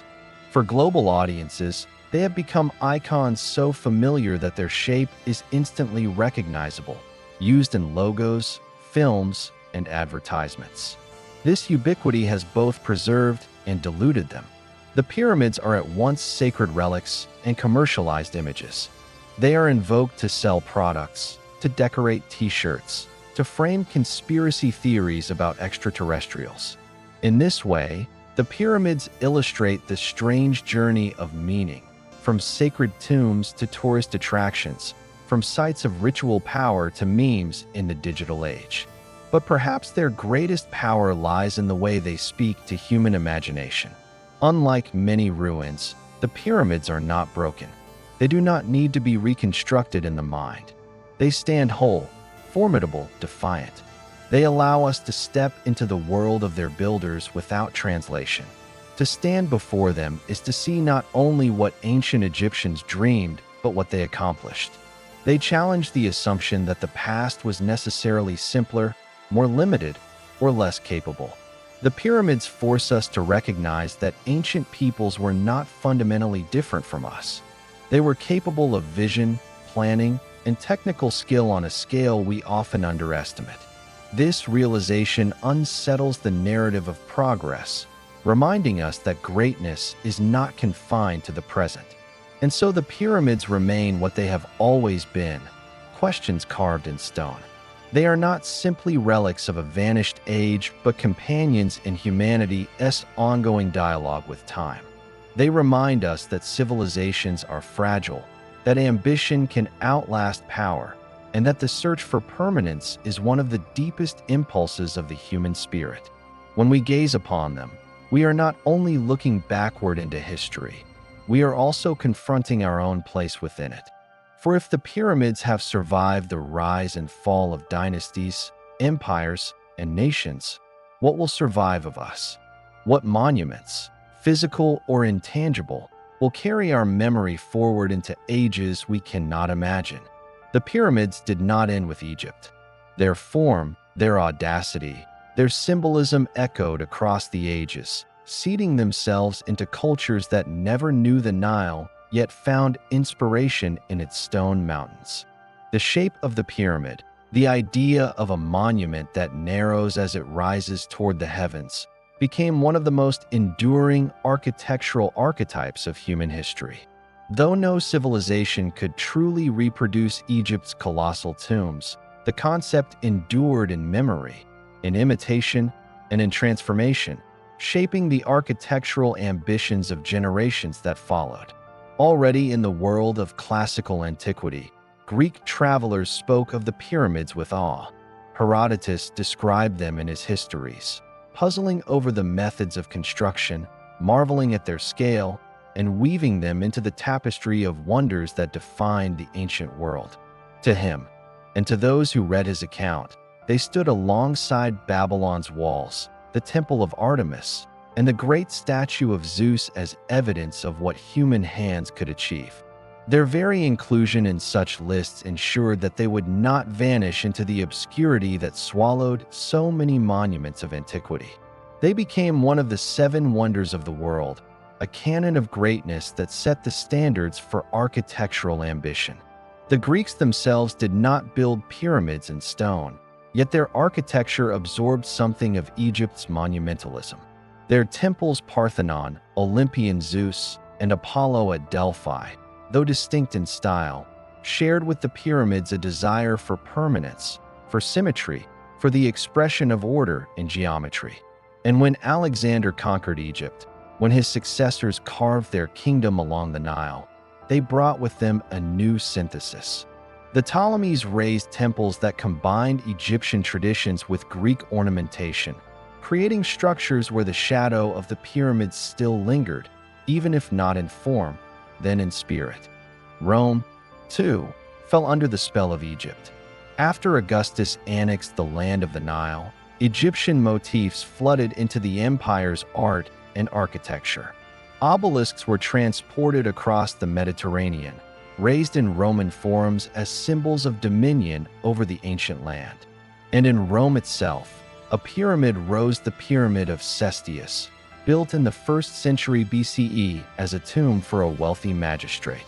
Though far smaller than those of Giza, it reflected Rome's fascination with Egyptian forms. It was an imitation, a cultural borrowing, yet it reveals how the pyramid had become a universal symbol of eternity, a form that rulers and elites sought to appropriate for themselves. The very fact that the Romans built such a structure testifies to the enduring aura of Egypt's achievements. In the Middle Ages, when much of the knowledge of antiquity faded, the pyramids survived in memory as half-forgotten marvels. Pilgrims and travelers carried stories of them back to Europe. They were woven into medieval chronicles, associated with biblical narratives, and sometimes even imagined as granaries built by Joseph to store grain during famine. These myths reveal less about Egypt than about the medieval imagination, which sought to integrate alien monuments into a biblical worldview. Yet, even distorted through the lens of legend, the pyramids retained their status as mysterious and awe-inspiring structures. They refused to be forgotten. With the Renaissance came rediscovery. European scholars, fueled by a revival of classical texts and a hunger for knowledge, turned their gaze once more toward Egypt. The pyramids, looming on the edge of the known world, became objects of fascination and study. Artists sketched them, writers speculated about them, mathematicians measured their angles. They were no longer simply biblical relics or marvels of legend. They became subjects of inquiry, tied to questions of geometry, astronomy, and proportion. The Renaissance, with its obsession with order and harmony, found in the pyramid an embodiment of perfect form. Its tapering lines, its balance of base and summit, resonated with ideals that linked architecture to the cosmos. During this period, the pyramid also became a symbol in esoteric traditions. Alchemists and Hermetic thinkers saw in its shape a diagram of hidden truths, the ascent from base matter to spiritual perfection, the narrowing path from multiplicity to unity. In such readings, the pyramid was no longer simply stone but allegory, an emblem of transformation and enlightenment. These symbolic interpretations ensured that the form of the pyramid reached beyond architecture into philosophy, mysticism, and art. By the Enlightenment, the pyramids had become objects of scientific fascination. Scholars like John Greaves traveled to Egypt to measure them with precision, to calculate their dimensions, and to seek hidden meanings in their proportions. The Great Pyramid in particular was believed by some to encode astronomical and mathematical knowledge, its measurements seen as reflecting the circumference of the Earth, the length of the year, or the distances of the heavens. Though many of these claims were speculative, they reveal how the pyramids inspired not only wonder but also intellectual curiosity, becoming canvases upon which scholars projected the highest aspirations of human knowledge. This fascination reached a climax in the Napoleonic expedition to Egypt in 1798. Alongside soldiers, Napoleon brought scholars, engineers, and artists who documented the monuments with unprecedented detail. Their great publication, Description de l'Egypte, introduced the pyramids to a European audience with scientific accuracy and artistic grandeur. Suddenly, Egypt was no longer a distant curiosity. It was a subject of systematic study. The pyramids, drawn and described in meticulous detail, became icons of an emerging discipline, Egyptology. They entered not just the imagination but the scholarly world, inspiring generations of archaeologists to probe their mysteries. Their influence extended into architecture itself. In the 18th and 19th centuries, the pyramid form was revived in funerary monuments across Europe and the Americas. Cemeteries sprouted pyramid-shaped tombs, designed for aristocrats and industrial magnates who sought to borrow the aura of Egyptian eternity. In Paris, the tomb of Marshal Ney rose as a pyramid. In Glasgow, the grave of a tobacco merchant took the same form. Across the Atlantic, in American cemeteries, pyramid mausoleums appeared, echoing the ancient tombs of the Nile. Even the most modern of nations turned to Egypt for its symbols of permanence and power. This architectural borrowing extended into the public sphere as well. The Washington Monument, though an obelisk, reflects the same fascination with Egyptian forms, a choice made to convey timelessness and grandeur. Freemasonry, with its obsession with symbolism, adopted the pyramid as one of its central emblems, most famously displayed on the reverse of the Great Seal of the United States, a truncated pyramid surmounted by an all-seeing eye. Here, the pyramid transcended architecture entirely, becoming a political and ideological symbol tied to ideas of endurance, providence, and the unfinished project of a nation. In the modern age, the pyramid continues to exert its influence. Architects experiment with pyramid-shaped buildings, from the glass Louvre Pyramid in Paris to luxury hotels in Las Vegas. These structures do not attempt to replicate Giza's tombs, but they borrow their silhouette, their sense of order, and their iconic clarity. They demonstrate that the pyramid remains one of the most recognizable and adaptable forms in architecture, capable of being reimagined in steel and glass as much as in limestone. Yet beyond architecture, the pyramid has become a cultural shorthand for mystery, antiquity, and power. It appears in films, novels, and games, often as a symbol of hidden knowledge or forgotten grandeur. Conspiracy theories multiply around it, from claims of lost technologies to extraterrestrial builders. These fantasies, though divorced from historical reality, testify to the continuing hold of the pyramids on human imagination. More than 4,000 years after their construction, they remain inexhaustible symbols, absorbing new meanings while never losing their ancient resonance. Thus, the influence of the pyramids radiates outward, far beyond Egypt, across centuries and continents.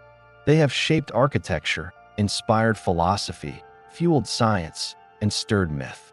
They endure not only as monuments in stone, but as living symbols, continually reinterpreted by each age that encounters them. They remind us that great monuments never truly belong to the culture that built them alone. Once created, they become part of a shared human heritage, shaping the dreams and ambitions of generations yet unborn. By the 19th century, the pyramids no longer belonged solely to Egypt. They had been drawn into the orbit of European empires, claimed as objects of science, spectacle, and control. The Napoleonic invasion had opened the way, but what followed was a century of deep entanglement between the monuments of the Nile and the ambitions of colonial powers. The pyramids, once symbols of Egyptian kingship, became sites upon which the West projected its own narratives of progress, conquest, and possession. Archaeology, nationalism, and empire converged in their shadow, reshaping their meaning for a modern world. The arrival of European scholars and explorers in Egypt was inseparable from imperial power. Napoleon's savants had mapped and measured the pyramids, but soon others followed, often under the protection of armies or consulates. In 1801, Britain seized Egypt from the French, beginning a century of competition between European powers for influence over the land of the Nile. The pyramids became both trophies and laboratories. Antiquarians chipped away at their surfaces, removing stones and artifacts to send back to museums in Paris, London, and Berlin. Each fragment was a prize, a tangible token of dominion over antiquity. In this era, the pyramids were increasingly treated as puzzles to be solved rather than sacred spaces to be revered. European explorers tunneled into their chambers, blasting through blocked corridors, searching for hidden rooms, treasures, or inscriptions. Many left the monuments scarred by their intrusions. Giovanni Battista Belzoni, the Italian strongman turned explorer, forced his way into the Second Pyramid of Giza in 1818, prying open passageways with brute force. Though his discoveries excited European audiences, his methods left damage that endures to this day. The pyramids were thus reimagined not as eternal tombs, but as sites of excavation, their value measured by what they could yield to Western curiosity. The growth of Egyptology as a scientific discipline further transformed its meaning. Scholars such as Jean-François Champollion, who deciphered the Rosetta Stone in 1822, opened the way for reading hieroglyphs, unveiling the inscriptions that surrounded the pyramids and their builders. For the first time, names like Khufu, Khafre, and Menkaure emerged from obscurity, tied once more to the monuments they had commissioned. The pyramids were no longer anonymous mountains of stone. They were restored to the dynasties that had raised them. Yet, even this rediscovery was entangled with European ambition. Egyptology was framed as a triumph of Western intellect over ancient mystery, a conquest of knowledge paralleling the conquest of land. As the 19th century wore on, Egypt itself came increasingly under European control. The construction of the Suez Canal in the 1860s and the rising debt of the Khedive brought the country into the orbit of Britain and France. In 1882, Britain occupied Egypt, reducing it to a de facto colony. The pyramids, long symbols of Egyptian sovereignty, now stood in a land ruled by foreigners. Tourists arrived in growing numbers, traveling by steamship and railway to marvel at the ancient wonders. The Giza Plateau became a destination on the global circuit of imperial tourism. Hotels sprang up, camel rides were offered, and photographs circulated across the world. The pyramids were commodified, absorbed into a system that turned antiquity into spectacle for the benefit of outsiders. This transformation altered the relationship between Egyptians and their own monuments. For centuries, the pyramids had been silent presences in the desert, woven into local folklore, visited by pilgrims and villagers who attributed them to biblical or legendary figures. Now they became objects of foreign study, guarded by colonial authorities, fenced off from local use. Archaeological concessions were handed to European institutions, who carried away artifacts to fill their museums. The pyramids themselves could not be moved, but their meaning was uprooted, transplanted into the narratives of empire. Yet even under colonial rule, the pyramids acquired new resonance as symbols of Egyptian identity.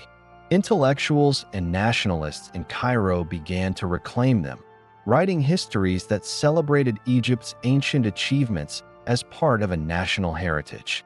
The pyramids became proof that Egypt was not merely a province of the Ottoman Empire or a dependency of Britain, but the heir of one of the world's greatest civilizations. In newspapers and speeches, Egyptian writers contrasted the grandeur of their ancestors with the humiliation of foreign domination.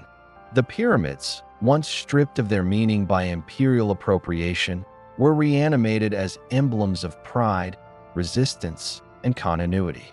The 20th century brought further transformations. As Egypt moved toward independence, achieved formally in 1922, the pyramids became central to the nation's self-image. They featured on stamps, coins, and official emblems, representing Egypt not as a colonial subject, but as an ancient and enduring nation. Tourists still came, archaeologists still dug, but now the pyramids were increasingly framed as part of a national patrimony. The Egyptian government began to assert greater control over antiquities, limiting the export of artifacts and developing its own archaeological institutions. The pyramids were reclaimed, in law and in symbol, as the property of the Egyptian state. At the same time, archaeology at Giza entered a new phase. Excavations led by figures such as George Reisner, working under Harvard and the Boston Museum of Fine Arts, uncovered the tombs of nobles and officials around the pyramids, revealing the broader society that had sustained pyramid building. These discoveries shifted attention from kings alone to the workers, priests, and administrators who had supported their reigns. The pyramids, long treated as isolated wonders, were now embedded in the fabric of a complex civilization. Yet the lens of Western archaeology still often obscures Egyptian voices, interpreting the past through foreign institutions. With the rise of mass media, the pyramids took on a new global presence. They appeared in films, postcards, and advertisements, transformed into symbols not only of Egypt, but of antiquity itself. To see the pyramids was to encounter the ancient world in its most recognizable form. They became shorthand for timelessness, mystery, and endurance, deployed to sell products, inspire art, or lend prestige to modern architecture. In this sense, the pyramids were no longer only Egyptian or even Western. They were global, claimed by humanity as a whole. But this global appropriation has never been free from tension. Egyptians, long excluded from the narrative spun around their monuments, increasingly demanded recognition of their role as custodians of their own heritage. Debates erupted over the return of artifacts, the ethics of excavation, and the control of tourism. The pyramids, built as eternal tombs, had become contested spaces in a modern world where questions of identity, ownership, and power intersected. Thus, the 19th and 20th centuries reshaped the meaning of the pyramids as profoundly as any age before. They were excavated, measured, photographed, and claimed by empires. They were turned into tourist spectacles and national symbols. They were celebrated in scholarship and exploited in commerce. In every case, they served as mirrors, reflecting the ambitions, anxieties, and identities of those who looked upon them. No longer simply the tombs of ancient kings, they had become actors in the drama of colonialism and nationalism, their silence filled with the voices of conquerors and resistors alike. Under the shadow of the Giza Plateau, as the 20th century dawned, the pyramids entered a new era of their existence. Not as tombs, not as quarries, not as backdrops to theological speculation, but as global icons. For the first time since the days of Herodotus, they would not merely be monuments observed by a select few pilgrims and scribes. They would be consumed by the world. Steamships glided through the newly opened Suez Canal, shrinking the voyage from Europe. Later, airplanes streaked across the Mediterranean, reducing the once arduous pilgrimage to a matter of hours. By the middle of the century, millions were pouring into Egypt each year, their first stop the plateau at Giza. And as they stepped onto the sand, cameras slung over their shoulders, they encountered the same staggering silhouettes that had overwhelmed kings, invaders, and scholars before them. But now, the pyramids were not simply a local inheritance. They were woven into the fabric of modern civilization's imagination. The Jet Age carried with it an industry of tourism. Travel posters painted the pyramids in rich, stylized color, their peaks glowing under eternal sunsets. Hotels sprouted in Cairo, and tour buses lined the avenues. What had once been the subject of esoteric hieroglyphic inscriptions or medieval pilgrim accounts was now a backdrop for postcards, family photographs, and souvenir trinkets stamped with their unmistakable outlines. The pyramids, once reserved for the privileged gaze of pharaohs and priests, had been democratized, made available to anyone with a ticket and a camera lens. To stand before them was no longer an elite act of pilgrimage, but an almost expected element of global citizenship. The pyramids had become a box to be ticked, a story to be told at dinner tables in London, New York, Tokyo, Johannesburg. And with this came a transformation of meaning. They were no longer simply Egyptian. They were universal. Hollywood played its part in this transformation. From the silent era, filmmakers pointed their cameras toward Egypt, conjuring grandiose visions of pharaohs, slaves, and gods. The pyramids were the perfect stage set, symbols of antiquity and mystery.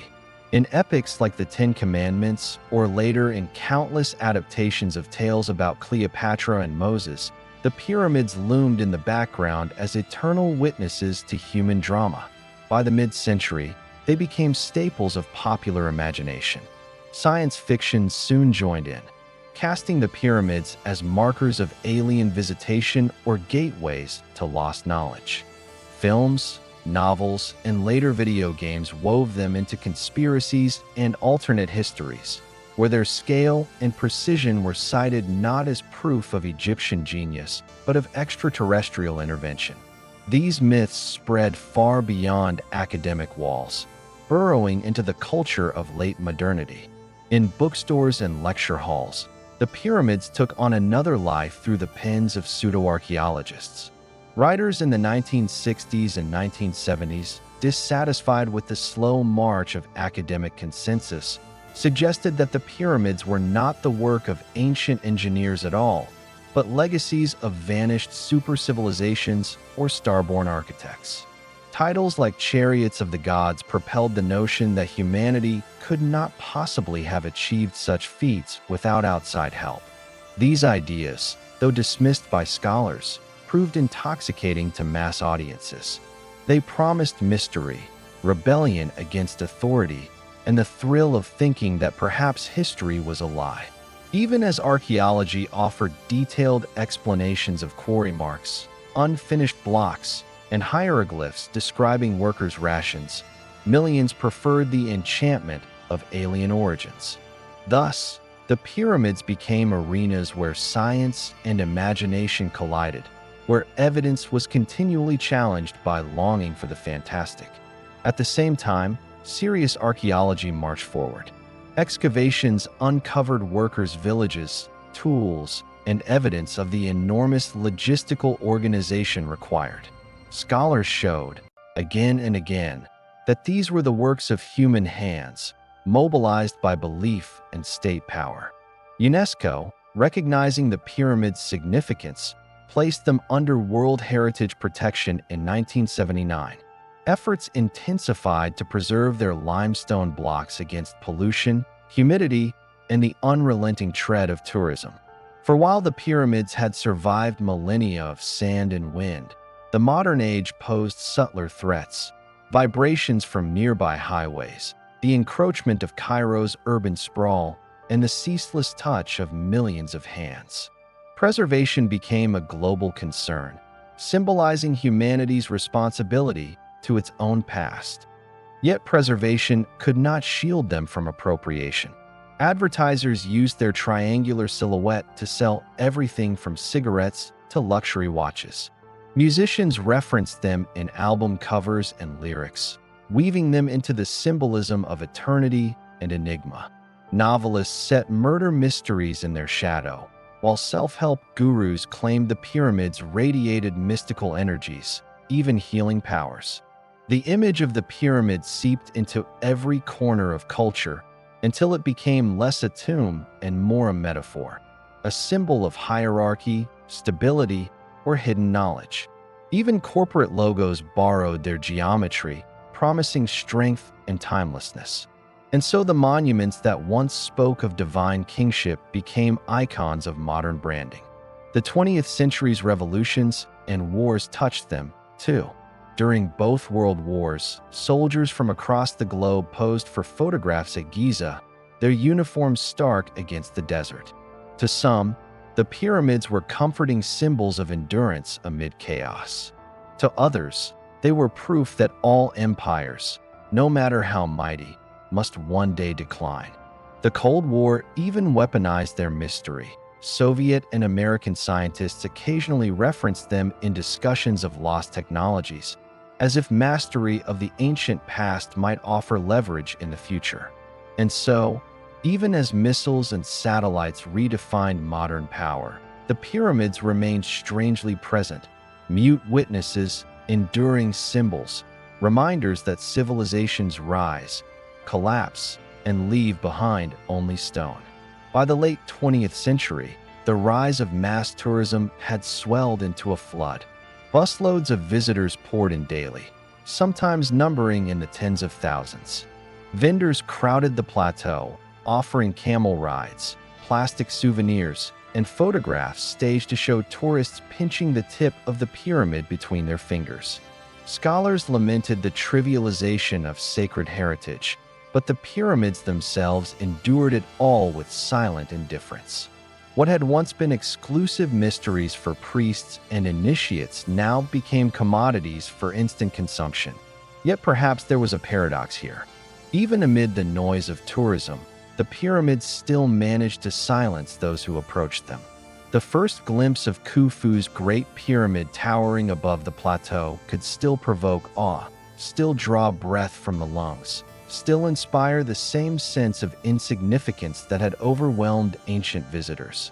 As the 21st century unfolded, the pyramids entered the digital age. Satellite images mapped every contour, drone footage swooped over their weathered blocks, and high-resolution scans allowed anyone with an internet connection to explore their chambers virtually. At the same time, conspiracy theories adapted to online platforms, spreading through YouTube videos and forums, claim again that these monuments could not possibly be human. The pyramids thus became nodes in a global conversation, some voices celebrating human ingenuity, others clinging to fantasies of alien architects. They had become, once more, palimpsests for every culture's dreams, fears, and imaginings. Yet, amid the noise, something remained constant. The pyramids continued to embody mystery. Not because their origins were unknown, archaeology has explained much, but because they reflect the deeper mystery of civilization itself. How is it that human beings, fragile, mortal, ephemeral, can gather together to build something that endures beyond them by millennia? The pyramids remind us that our greatest monuments are not simply structures of stone, but declarations of will. In the 20th and 21st centuries, they became symbols not only of ancient Egypt, but of humanity's eternal struggle to reach beyond itself. In tourism, in cinema, in conspiracy, in heritage preservation, in mass culture, they persisted, endlessly reinterpreted, endlessly consumed. And so, long after the pharaohs who commissioned them turned to dust, the pyramids found new masters, the imagination of the world. In the early years of the 21st century, the pyramids once again became laboratories of discovery. For centuries, they had been monuments to speculation, their interiors pried open by explorers and antiquarians, their surfaces chipped away by weather, looters, and city sprawl. But now, armed with tools the pharaohs could never have imagined, thermal cameras, particle detectors, and 3D scanners, scientists began to probe their secrets in ways that did not break a single stone. It was as if modern technology, forged in the fires of physics and engineering, was now turning back upon its most ancient reflection. The pyramids became case studies in the strange symmetry between past and present, how a civilization of copper chisels and rope could leave behind something still demanding the attention of cosmic rays. In 2015, an ambitious initiative called the Scan Pyramids project began. Egyptian and international teams set up sensitive detectors in and around the Great Pyramid of Khufu.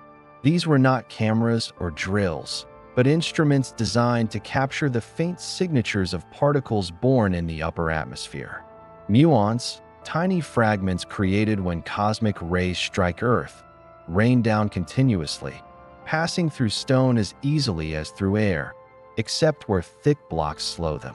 By charting their distribution, researchers could map the unseen cavities of the pyramid without ever entering it. What they found shocked the world. Above the Grand Gallery, where ancient visitors once marveled at the soaring corbelled ceiling, lay a hidden void, a cavity larger than the space beneath the Statue of Liberty. It was not visible from outside, nor accessible from any known passage. Its purpose remains uncertain, a chamber hanging in the dark, a reminder that even after 4.5 millennia, the pyramid still guards its enigmas. Thermal scans, too, revealed strange anomalies, blocks warmer than those around them, suggesting hidden passages or unexplained structural differences.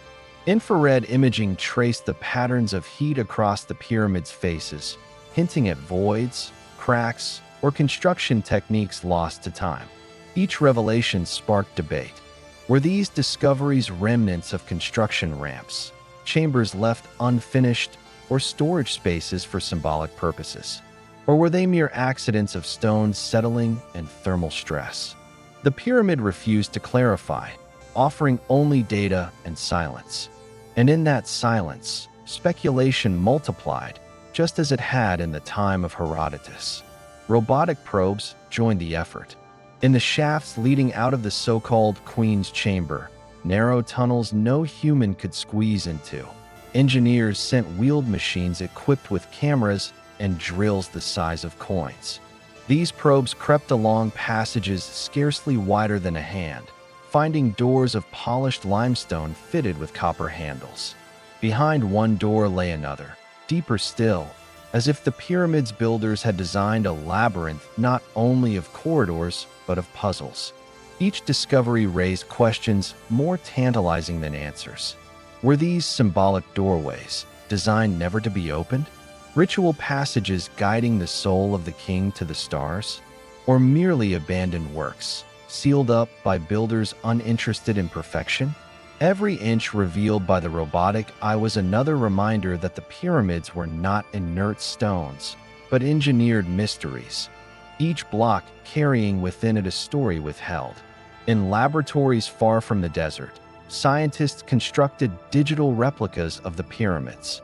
Gigabytes of data from laser scans and photogrammetry allowed researchers to walk, virtually, through every chamber, to rotate the pyramid in 3 dimensions, and to measure with sub-millimeter precision. Algorithms ran simulations of how the structures were built, how blocks might have been dragged, lifted, or slid into place. Computers tested thousands of scenarios: straight ramps, zigzagging ramps, spiral ramps, internal ramps, and compared them against evidence carved into the stones themselves.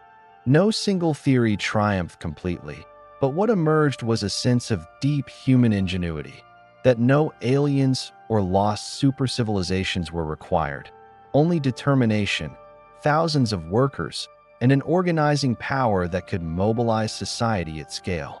The pyramids, once seen as impossible, became examples of what human beings could achieve through labor and belief. Yet even as science stripped away mysteries, new ones arose. Acoustic studies tested how sound traveled through the chambers, suggesting that their architecture may have had resonant qualities beyond simple tomb function. Geologists analyzed the limestone casing stones, discovering quarries, watermarks, and the methods by which workers may have shaped and transported them. Chemists examined traces of binding materials, sparking debates about whether parts of the pyramid used natural stone or an early form of reconstituted concrete. In every field, the pyramids continued to inspire not only admiration but questions that reached into the deepest corners of science. The discoveries did not belong to Egypt alone. International collaborations tied the pyramids to global networks of research. Teams from France, Japan, Canada, and beyond came to Giza, setting up laboratories in the desert, testing equipment in the shadow of Khufu's pyramid. In this way, the pyramids became symbols not only of Egyptian identity, but of humanity's collective pursuit of knowledge. The Great Pyramid stood as a meeting ground for physicists, engineers, archaeologists, and dreamers, a place where cutting-edge science converged with ancient stone. And in this convergence, the question shifted. It was no longer only how the pyramids were built, but why they still demand so much of us. Why should a tomb, long emptied, still command satellites, particle detectors, and international grants? Perhaps because in the pyramids we glimpse ourselves, our hunger for permanence, our fascination with mystery, our refusal to be satisfied with silence. The digital age carried their image further still. On the internet, high-resolution scans allowed virtual tourists to explore chambers once restricted to pharaohs and priests. Video games recreated the Giza Plateau, immersing players in reconstructions of bustling work crews and gleaming limestone facades. Museums projected holographic tours of the pyramids into galleries thousands of miles away. With each innovation, the pyramids' accessibility grew, but so did the sense of distance. For while anyone could now walk their corridors with a headset, the experience of standing before their mass, the weight of the air, the chill of the stone remained irreproducible. Technology could model their shape, but not their presence. Still, speculation clung to them. As soon as muon scans revealed a hidden void, theories proliferated online. Was it a storage chamber for lost treasures, a library of ancient wisdom, or evidence of extraterrestrial construction? The data was seized upon by conspiracy theorists and YouTubers, folded into the endless churn of speculation. The pyramids, it seemed, could not escape the fate of becoming myth once more. Each scientific discovery, no matter how precise, generated not only knowledge but new dreams and delusions. And yet, in a paradox, this cycle of discovery and speculation only reinforced the pyramids' enduring relevance. Other monuments of antiquity are studied, cataloged, and quietly absorbed into academic consensus. But the pyramids resist closure. Each new scan opens more questions. Each new chamber revealed creates fresh mysteries. The pyramids live not only in stone, but in the restless human mind. They are laboratories not just of physics and archaeology, but of imagination itself. Thus, in the 21st century, the pyramids stand at the frontier of science as much as they once stood at the frontier of empire. They are reminders that even as humanity sends probes to Mars and telescopes to the edge of the visible universe, we are still drawn back to our own ancient earthbound enigmas. They show us that our oldest monuments can remain the newest frontiers.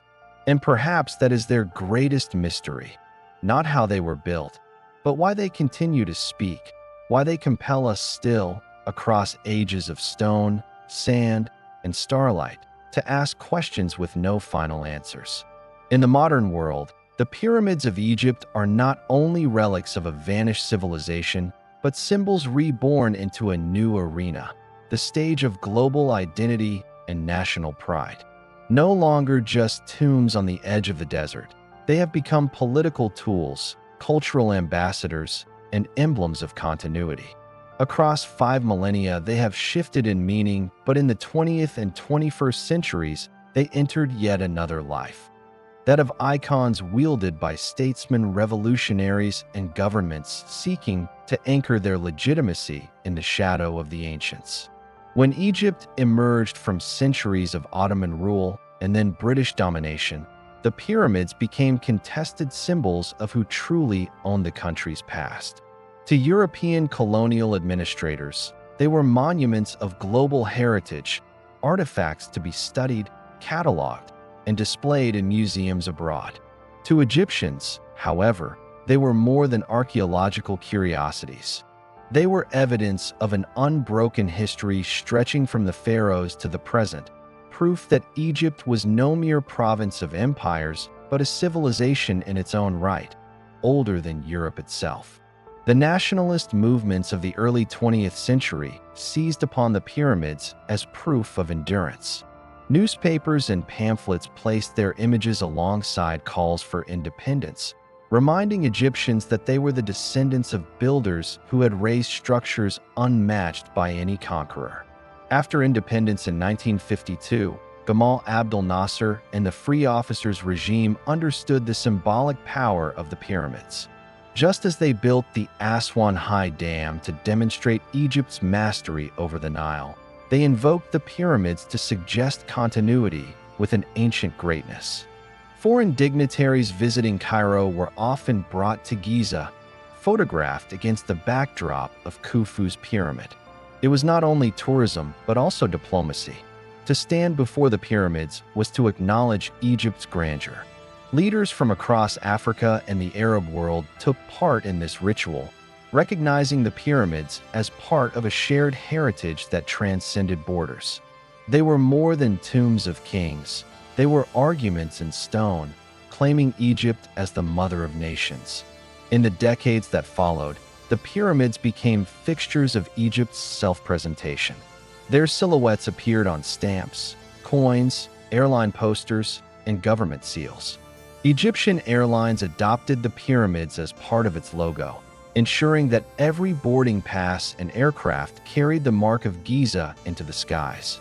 Tourist brochures promised not merely a holiday, but a pilgrimage to one of the oldest centers of human achievement. The pyramids became shorthand for Egypt itself, recognizable in an instant even to those who knew nothing of dynasties or hieroglyphs. No other monument so perfectly condensed the idea of a nation into a single image. At the same time, the pyramids became part of a wider cultural diplomacy. Egypt hosted international conferences and archaeological exhibitions, loaning artifacts to museums in Europe, Asia, and America. The pyramids featured in films, novels, and global advertising campaigns, becoming part of the shared cultural vocabulary of the world. When Hollywood sought to evoke mystery and antiquity, it placed its cameras in the shadow of Khufu's pyramid. When musicians or artists wished to conjure the grandeur of ancient times, they turned to the pyramids. The very stones of Giza became stage props for modern identity, their aura repurposed for global audiences. This role also came with controversy. While the pyramids were embraced as symbols of Egyptian nationalism, they were also entangled with questions of heritage ownership and preservation. Western archaeologists, sometimes accused of treating Egypt as a quarry for museums abroad, clashed with Egyptian officials determined to assert control over their national treasures. Debates over repatriation of artifacts such as the Rosetta Stone or the bust of Nefertiti often invoked the pyramids as proof that Egypt's heritage was indivisible from its land. If the pyramids remain in Egypt, some argued, so too should all that was taken from them. Thus, the pyramids stood not only as monuments of the past, but as battlegrounds for cultural sovereignty. The pyramids also came to serve as stages for political spectacle. In 1979, when President Anwar Sadat signed the Camp David Accords with Israel and the United States, the pyramids loomed in the background of diplomatic ceremonies, embodying Egypt's permanence amidst geopolitical shifts. In more recent years, world leaders visiting Cairo have often been escorted to Giza, where photo opportunities are arranged to cast them against the timeless backdrop. Presidents, popes, and monarchs have all performed this ritual, as if to borrow some of the pyramids' endurance for their own fleeting power. Yet the pyramids are not symbols only of Egypt.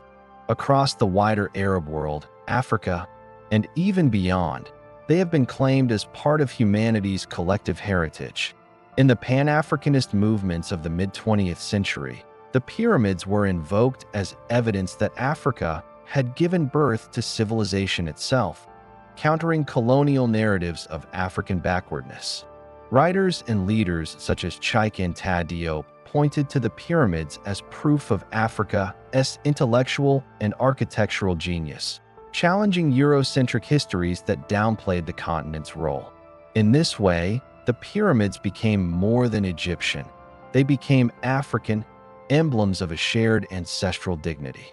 In the Arab world, too, the pyramids held symbolic weight. They were reminders of the region's contributions to human civilization, invoked in speeches and writings that sought to affirm Arab identity against the dominance of the West. Even further afield, the pyramids became universalized, appearing in textbooks and cultural works from India to South America as exemplars of human achievement. Their very scale and antiquity seemed to place them beyond borders, part of a collective inheritance. In the modern global economy, the pyramids have also become commodities. Their image fuels a tourism industry that brings millions of visitors each year, sustaining livelihoods, but also exposing the monuments to strain. Government campaigns present the pyramids as timeless wonders, promising the visitor a brush with eternity. And yet, within Egypt, debates persist. Should the pyramids be protected from overexposure, or should they be harnessed fully as economic assets? Preservationists worry about damage, while policymakers weigh the benefits of foreign currency. The pyramids thus exist at the intersection of heritage and commerce, national pride and global consumption. But beyond economics, the pyramids remain powerful symbols in the Egyptian imagination. In times of political upheaval, artists and protesters have turned to their image. During the Arab Spring of 2011, banners and graffiti depicted the pyramids alongside slogans of revolution, suggesting that the same land that once produced pharaohs could also produce new forms of freedom. In the decades ahead, as Egypt navigates its place in a turbulent world, the pyramids will no doubt continue to be summoned as proof of resilience, identity, and destiny. What makes this remarkable is that the pyramids have survived every shift in meaning. Built as tombs, they became medieval curiosities, then objects of colonial fascination, then national symbols, and finally global icons. At every stage, they have been repurposed, made to carry the weight of different agendas. And yet, through it all, they endure. Their stones do not change, but their meanings do. They are vast canvases upon which each age projects its desires. In the end, the pyramids' role in global identity reflects a larger truth, that monuments are never only of the past. They live in the present, in the ways we use them, interpret them, and make them stand for what we value.